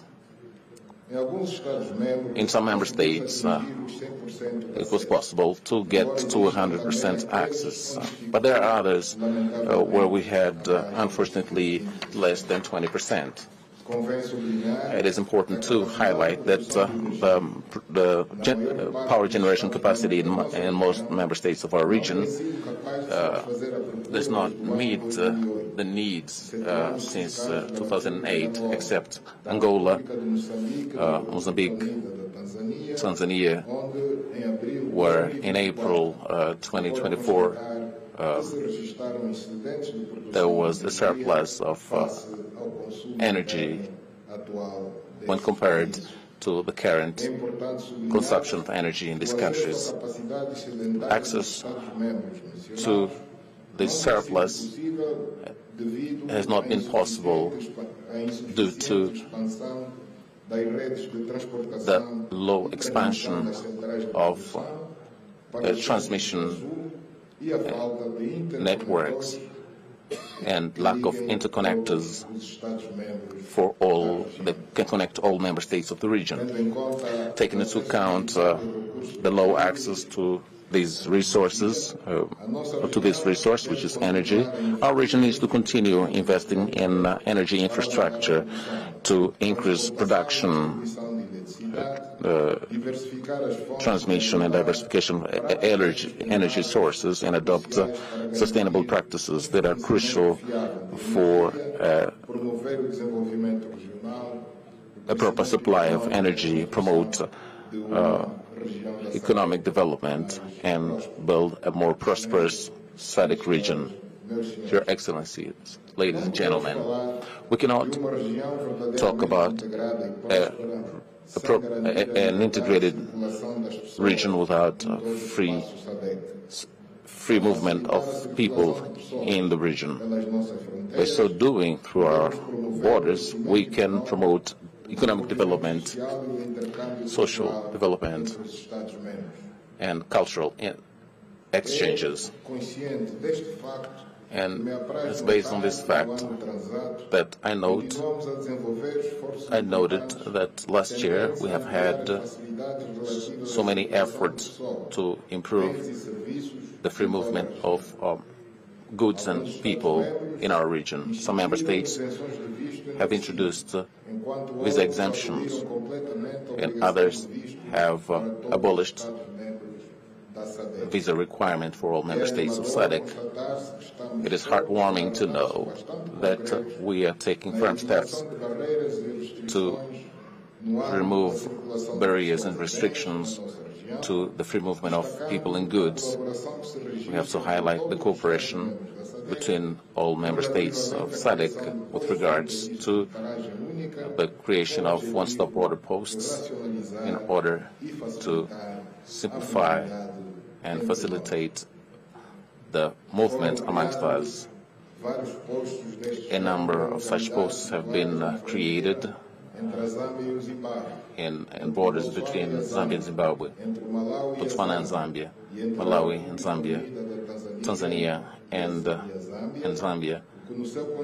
And all together, this helps in creating the necessary conditions to ease the movement of people, inter-regional trade, and a number of other factors which are important for development, and of which I'd like to highlight the cost of transport in our area. And under these efforts, we also have the Lubito Corridor, which is an important infrastructure in Angola, which will allow to link the DRC, Zambia, to the Atlantic Ocean, through which they'll be able to send raw materials, goods and services in a way that would encourage competition. And this facility will create dynamics that would stimulate regional economic growth, not only for the countries that are linked to it, but also for other countries that are part of SADC. I would like to add to these factors that I've mentioned.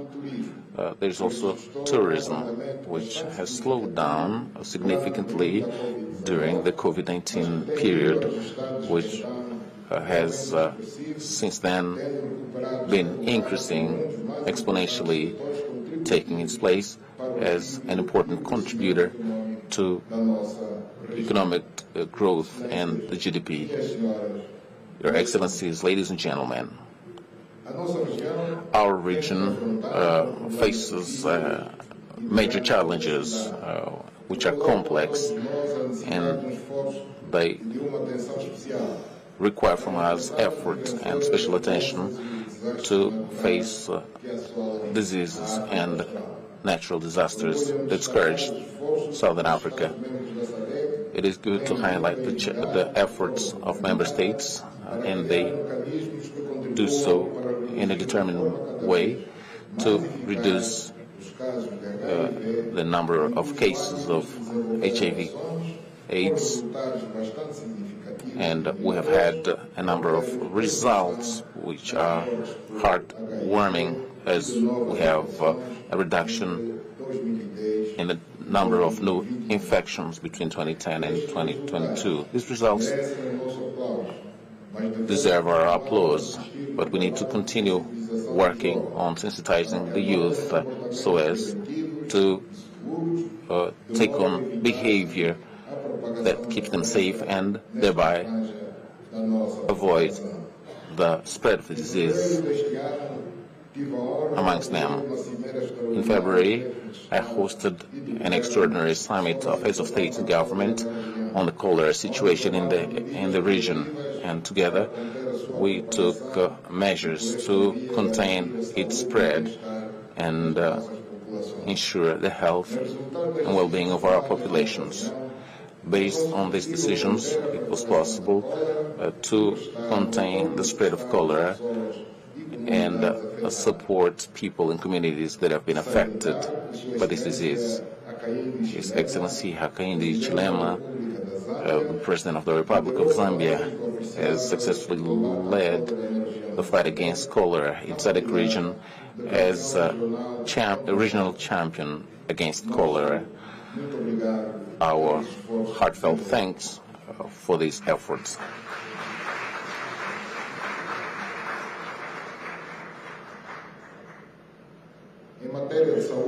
With regards to health, I would like to also highlight the fact that we also had success that's noteworthy in the fight against malaria, and the incidence rate has reduced significantly. During this year, when I was at the helm of our organization, we had to deal with a number of other situations that required collective action. And we've held a virtual May in virtual summit in May on natural disasters, which implies prioritizing infrastructure and reduce the vulnerability of our people, the people in our region. At this summit, in which we touched on drought, floods resulting from El Nino, we launched a regional humanitarian appeal for SADC aimed at mobilizing at least $5.5 billion to complement the national resources of affected member states. I would like to say that the amounts mobilized so far are unfortunately well below the estimated amounts, and I would like to therefore reiterate this appeal to regional and international partners, to the private sector and member states, to redouble their efforts so that we can achieve the amounts that we need and provide help to our people who are affected by El Nino phenomenon. We have received from experts of our region some information of possible new occurrences in the coming years of drought, cyclones, landslides, wildfires, and the rise of sea level as a result of climate change and a number of other factors. In order to protect ourselves against such situations, last year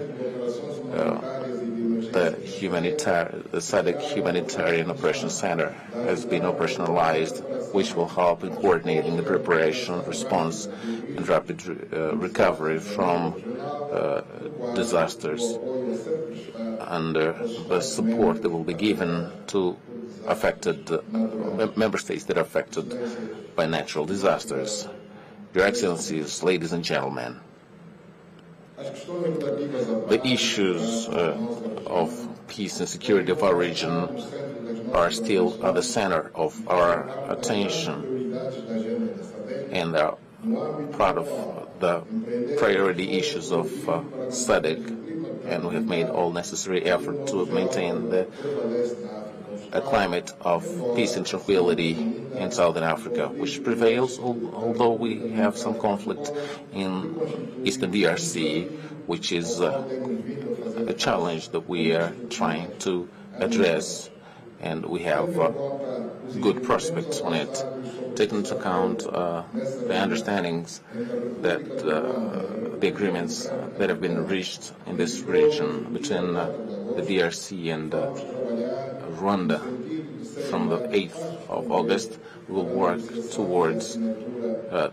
negotiation and the signing of a definitive peace agreement. The Republic of Angola, as a mediator, has submitted to Rwanda and the DRC a draft peace agreement, which is being reviewed by the two countries, and it will be discussed and negotiated between ministerial delegations of the Republic of the DRC and Rwanda as from the 20th August 2024 in Luanda.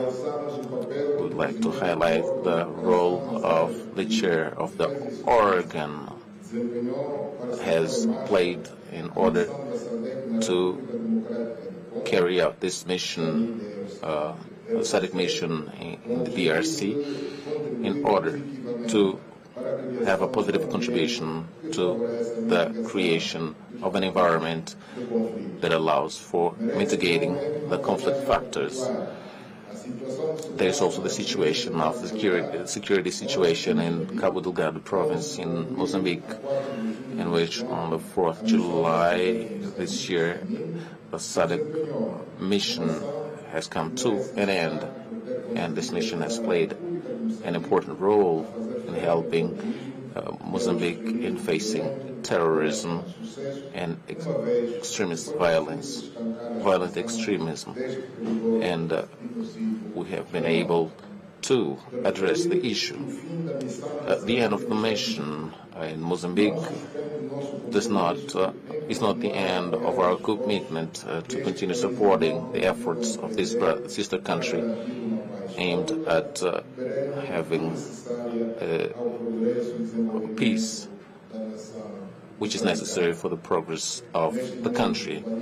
In this globalized world, SADC pays attention to peace and security issues throughout the world, without which all efforts to ensure food security will be compromised. It is therefore urgent to end the war in Sudan, given the serious consequences on the lives of people who are facing one of the worst humanitarian catastrophes. There is the destruction of infrastructure in the country, and given its location and the size of the country, it is a major threat to countries of Great Lakes and the Eastern Bloc. Peace has to be negotiated with all parties in that conflict in order to address the current situation and afford the country an opportunity to reconstruct, to rebuild, and ensure the return of displaced persons to come and develop their economy. We also defend the end to the war in Ukraine through negotiations that respect the principles of independence and sovereignty of countries as per the international law and the UN Charter. Having condemned the attacks on the 7th October 2023 against Israeli citizens, we also condemn the genocide that the country is witnessing in the Gaza Strip against the Palestinians, and the main victims are women, children, hospitalized persons. There's a need to negotiate peace, to end the war, free Israeli hostages, and Palestinian prisoners as per the terms set out by the UN to end this conflict, which drags on for years, since the 50s. That was last century. Your Excellencies, ladies and gentlemen, I'd like to take this opportunity to underline the role of SADC in building the basis for regional integration. And there's been effort to promote socio-economic development of all its 16 member states. Having been given the honor of chairing SADC over 12 months, have been able to see the efforts that we have we've been applying to improve the situation in all member states and in the lives of its people. All results that have been achieved are based on the selfless work of the Secretariat led by His Excellency Mr. Maposi, who have not spared efforts in supporting tirelessly my chairmanship that I've exercised up until now.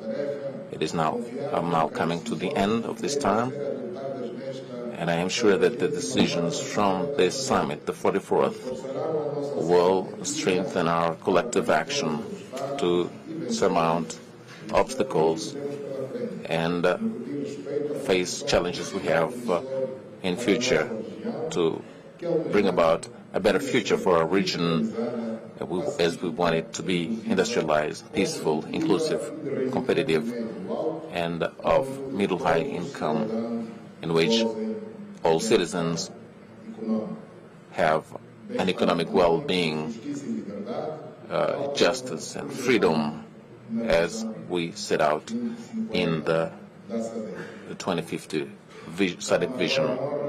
It is now my honor and privilege to transfer the chairmanship, to hand over the chairmanship to my brother Emerson Mnangagwa, President of the Republic of Zimbabwe, who surely will apply all his knowledge in a committed manner in promoting initiatives that will help in accelerating our efforts for a deeper regional integration, sustainable development, peace and security. Allow me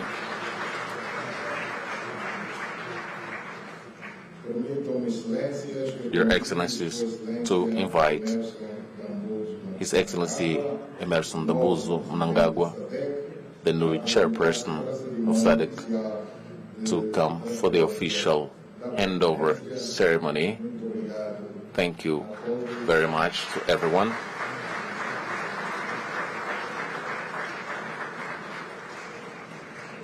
Your Excellency, we request their Excellencies to just come in the center. We are now going to witness the handing over of the chair from the Republic of Angola to the Republic of Zimbabwe. And the chairperson, Republic of Angola, His Excellency, Mr. João Manuel Gonçalves Lourenço, is going to give the chairpersonship pin to His Excellency, Dr. Emerson Mnangagwa.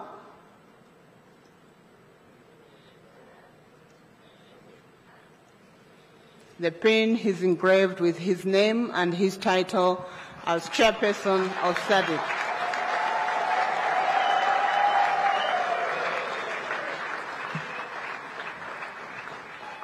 In addition to the pin, he's also going to hand over the gavel.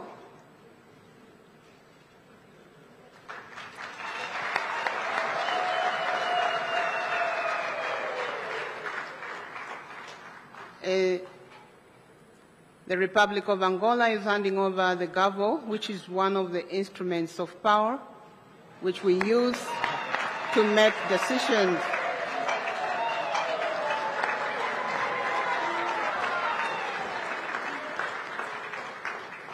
May I ask President Mnangagwa to just show the audience that indeed he has received the gavel?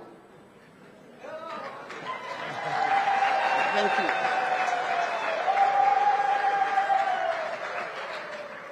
Thank you. Before we invite the new chairperson of SADC to address us, may I request the audience to just give us 2 rounds of applause, one for Angola to thank them, and another for the Republic of Zimbabwe.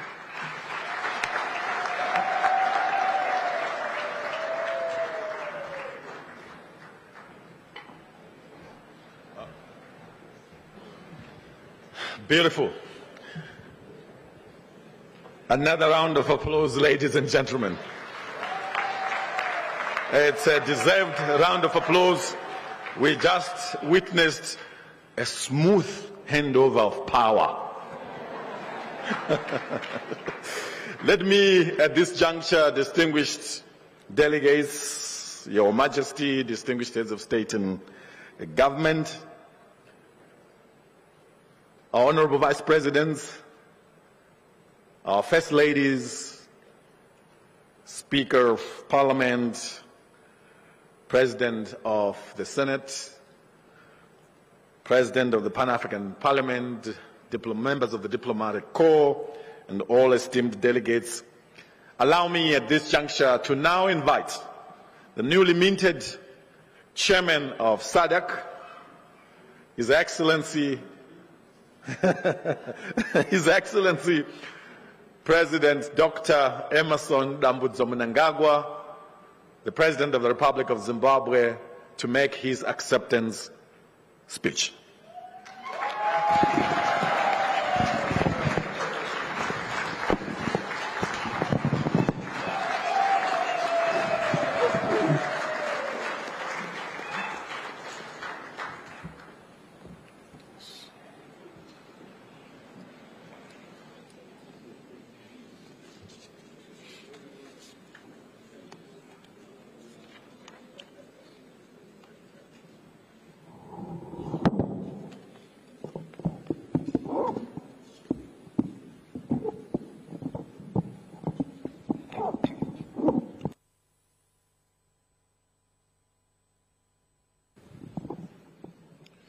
The First Lady, Amai Dr.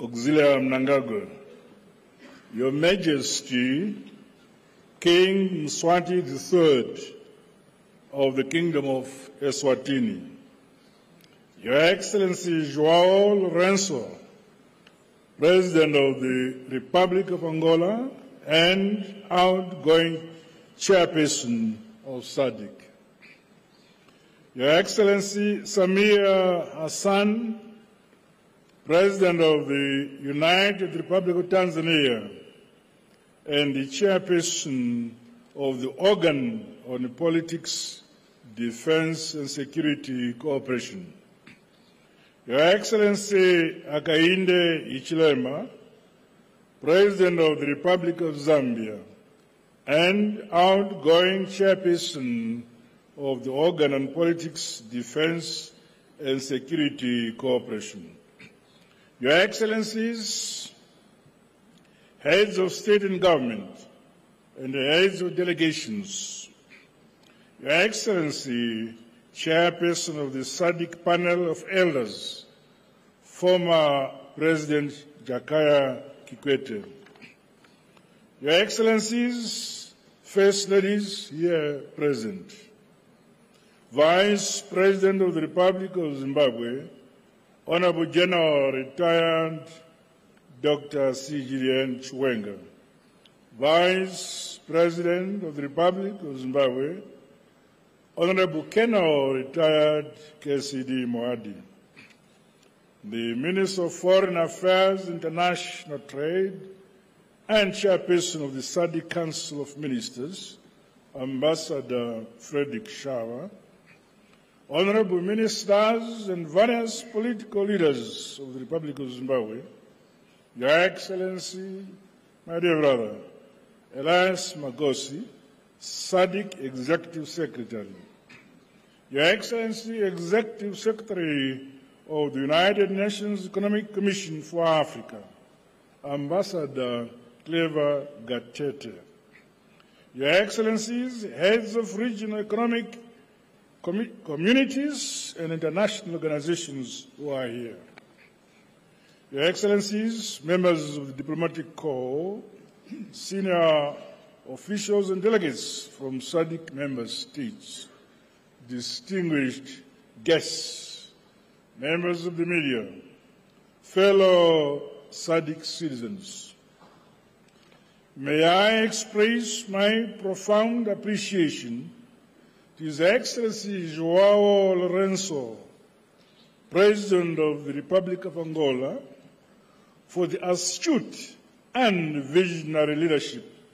in steering our organization as chairperson of SADC during the past year.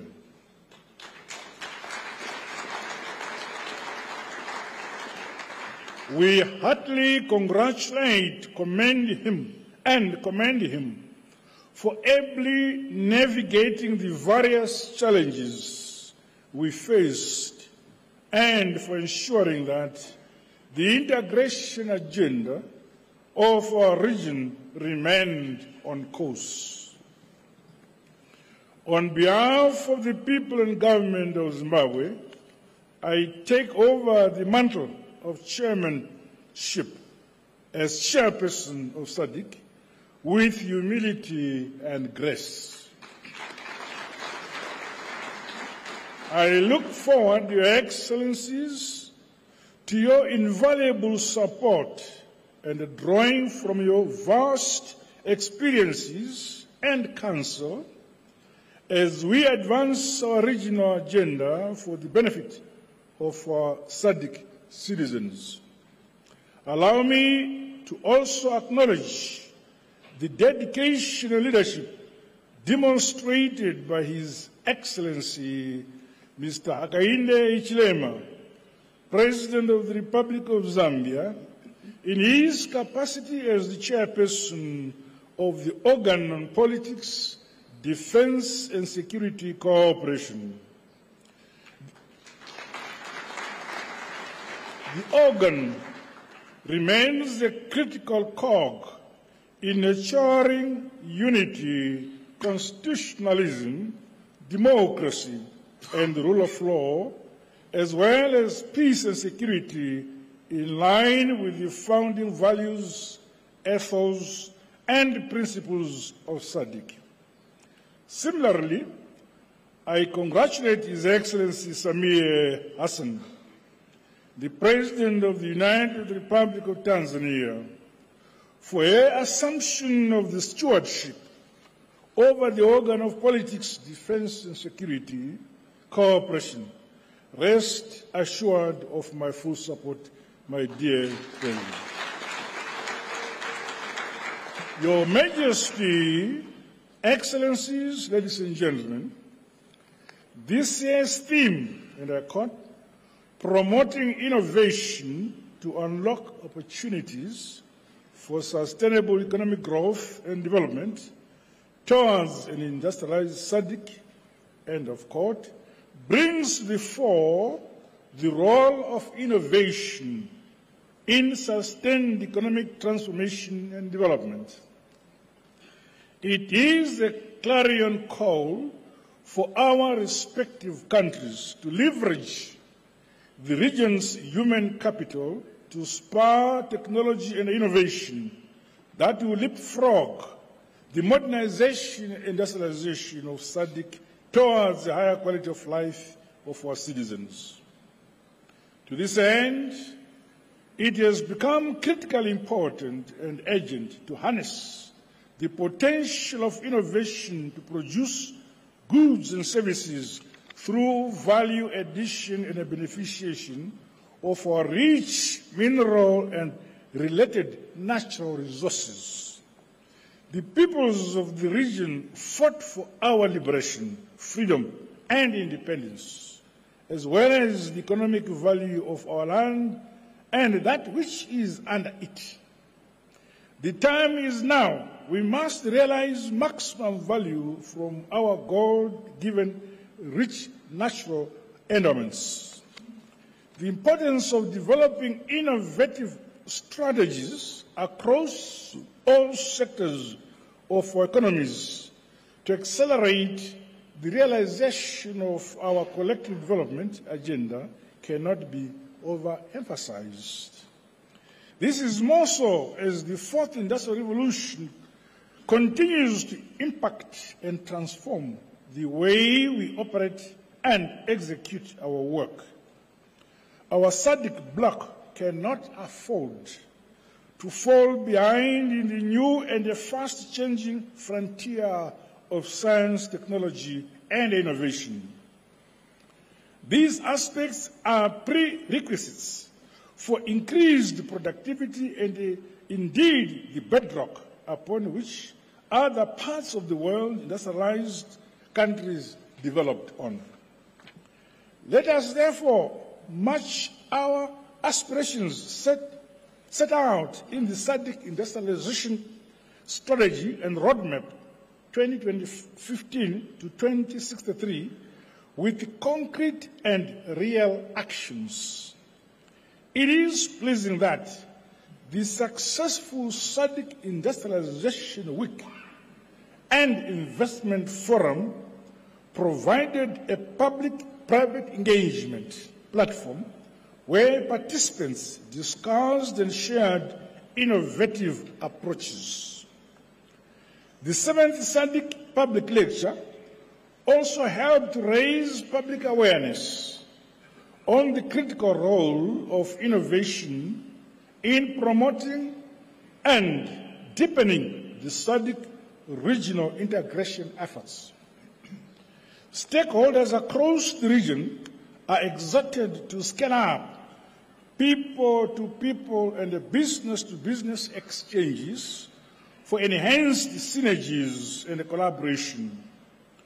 Our institutions of higher learning, the academia, scientists and innovators must equally strengthen linkages to further drive the innovation, modernization and industrialization of our region.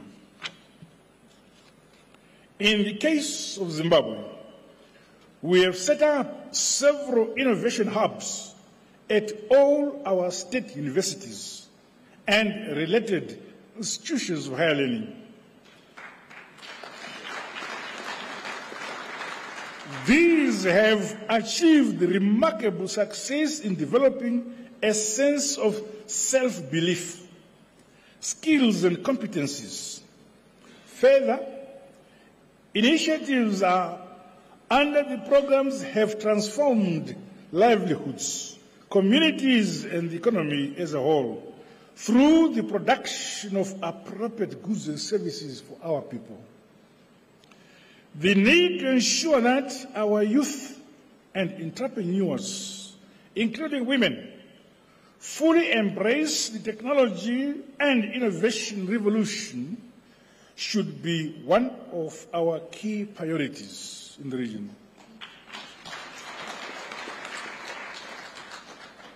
Through purposeful collaboration in the ICT sector, we can advance our collective interests as a region, including closing the digital divide.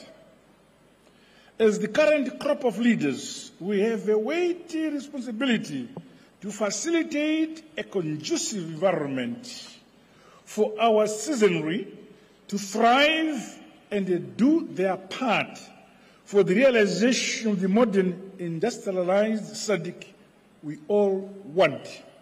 No one and no country should be left behind.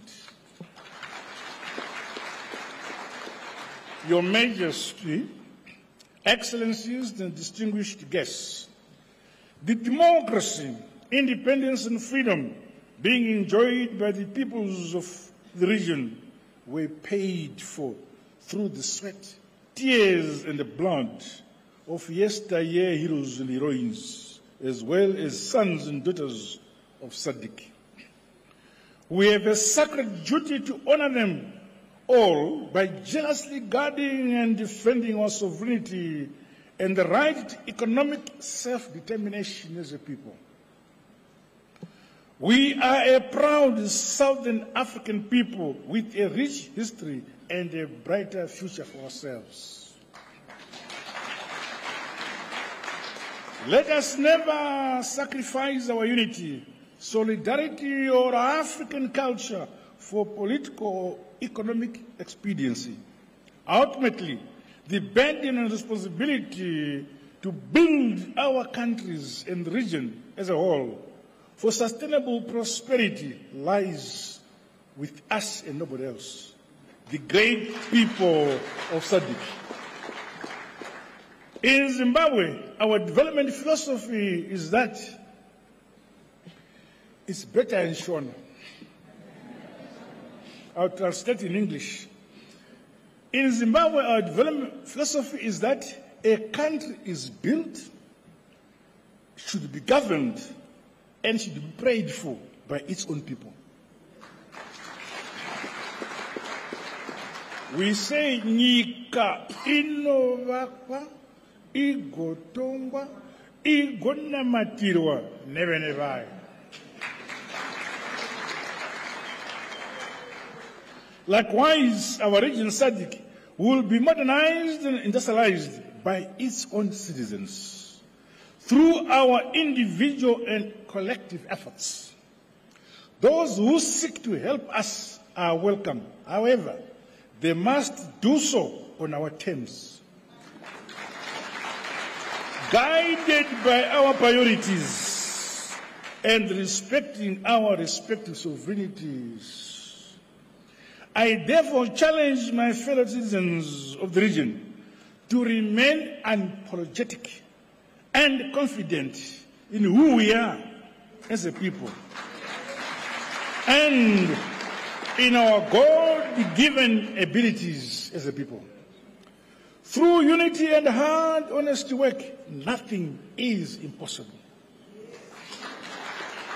Your Excellencies, regrettably, the region continues to experience climate change-induced natural disasters, which have had far-reaching negative impacts on human and food security. In light of the lessons learned, investments in transformative agriculture and food systems must be scaled up. Through robust climate mitigation strategies and resilience-building mechanisms, we must continually strive to be a region capable of feeding ourselves. The full operationalization of the SADC Humanitarian and Emergency Center must be given due attention. During our wars of liberation, we shared trenches and our countries to dislodge the racist colonial regimes for the realization of our independence and freedom. Now, in plenty and in luck, in good times and in bad times, we shall continue to stand as one united and indivisible SADC.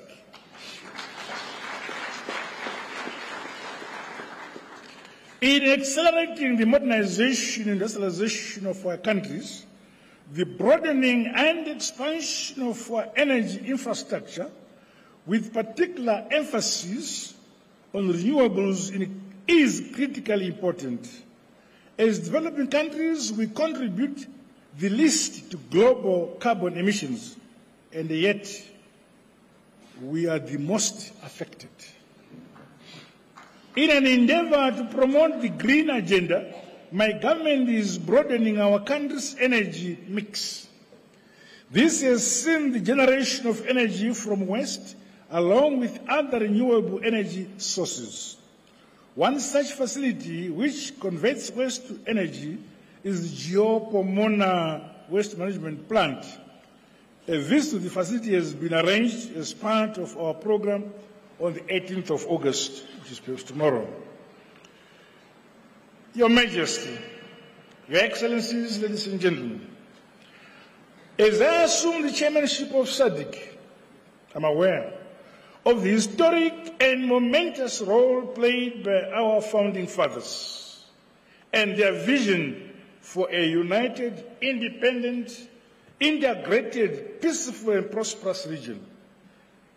It is indeed most opportune that this fourth ordinary SADC summit is convening a few days after we commemorated our 44th National Heroes Day on 12th August 2024 here in Zimbabwe. We remain mindful that the protracted struggle for the liberation of our beloved motherland, Zimbabwe, would have never been realized without the support of our brothers and sisters in our region, as well as other progressive countries from beyond. We are forever grateful. It is in this unquenchable spirit that Zimbabwe is pleased to invite Your Excellencies and your esteemed delegations to witness the unveiling of the SADC Liberation Square, which is located within the premises of the Museum of African Liberation.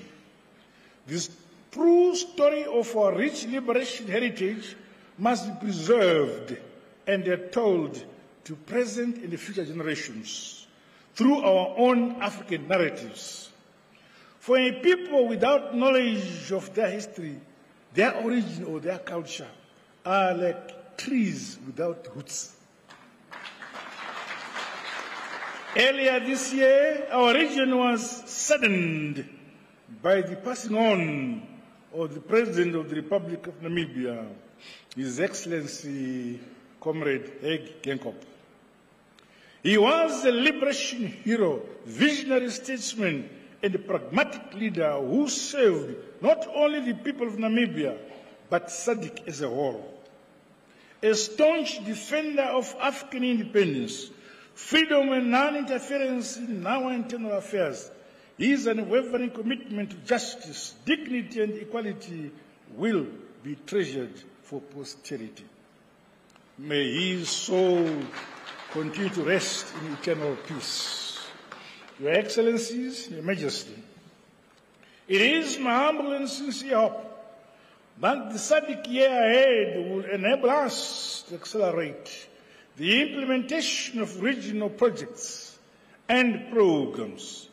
These include those related to cross-border energy projects, transport infrastructure development, as well as climate proofing, our agriculture, and growing our manufacturing, tourism, is among other critical sectors of our respective economies. As member states, let us double efforts through innovation to improve on our implementation scoreboard, while scaling up the regional industrialization integration agenda. None of our countries must be left behind.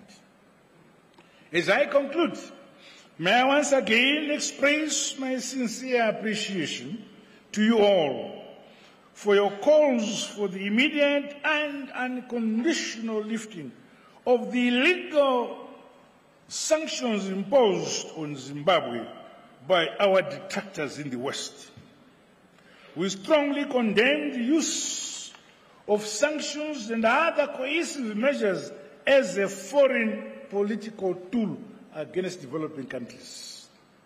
By the same token, allow me to call for the end of the conflict in Palestine and appeal for the respect of United Nations resolutions on the two-state solution. Similarly, the independence of the peoples of the Western Sahrawi is long overdue. Zimbabwe is a friend to all and an enemy to none. We firmly believe in dialogue and diplomacy as the sustainable route for the resolution of any conflict or any disputes.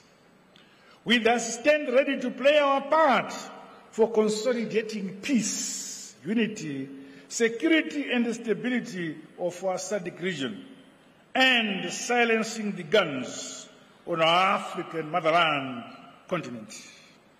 Going forward, as I humbly assume this chairmanship of our august bloc SADC, I want to assure the people of our SADC region that Zimbabwe will continue to advance the cherished founding principles, the values, the goals and objectives envisioned by the great luminaries and the founding fathers of our region.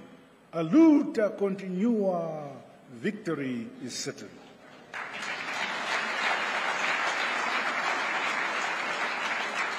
With these remarks, may I once again welcome you, Your Majesty, Your Excellencies and distinguished guests, and wish you all a productive and fruitful summit and stay in Zimbabwe.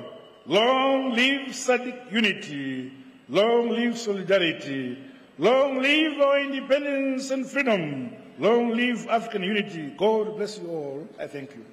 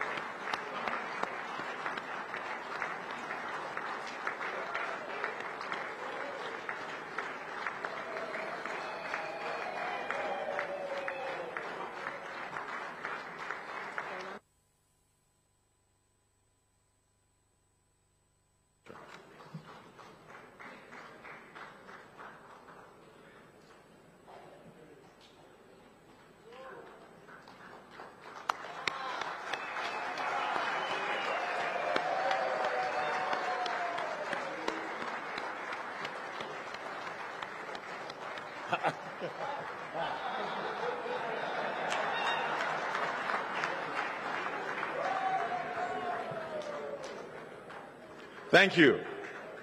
Thank you very much. We may take our seats.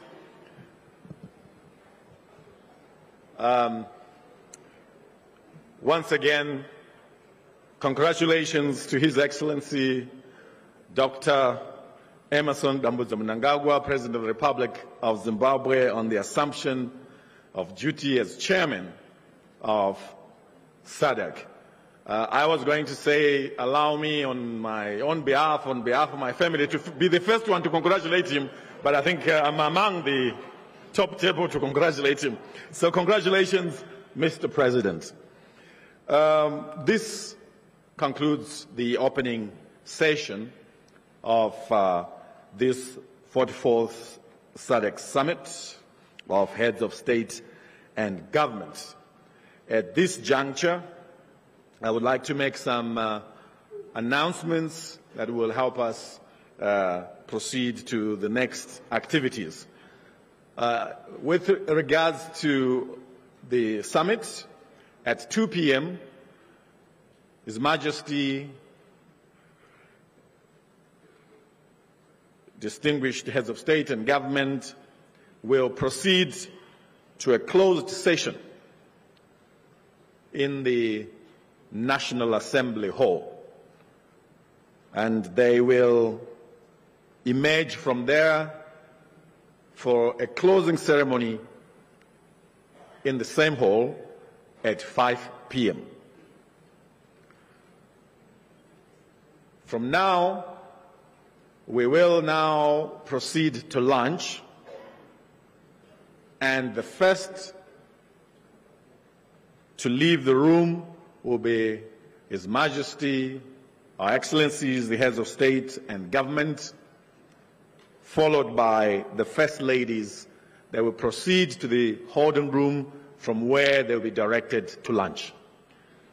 After that, they will be followed by the Honorable Vice President, Dr. C.G.D. Chiwenga, and Comrade Kembo Mohadi, Vice President, and the Speaker of the National Assembly, Comrade Jacob Mdenda, Speaker of Senate, Comrade Mabel Chinomona, as well as the President of the Pan-African Parliament, Chief Fortune Charumbira.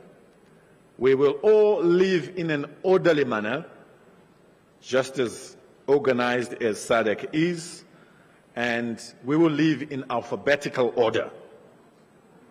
So after the heads of state and government have left, the first ladies, our vice presidents, and the front row, we will then move country by country, starting with Angola, Botswana, Comoros, Democratic Republic of Congo, Swaziland, Lesotho, Eswatini. Lesotho, Madagascar, Malawi, Mauritius, Mozambique, Namibia, Seychelles, South Africa, Tanzania, Zambia.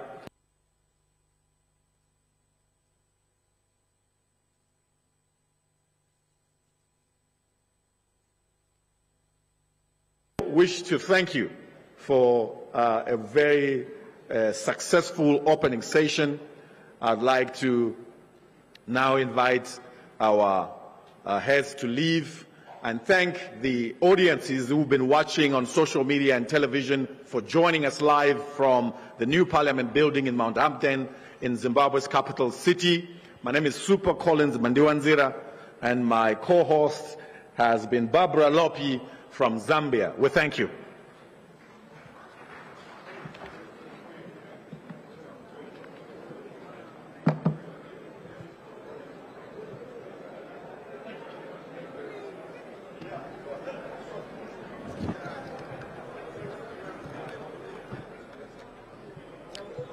Tikuenderera mberi tikupaika zvokuitika kuno kunew Parliament building kune musangano wechi44th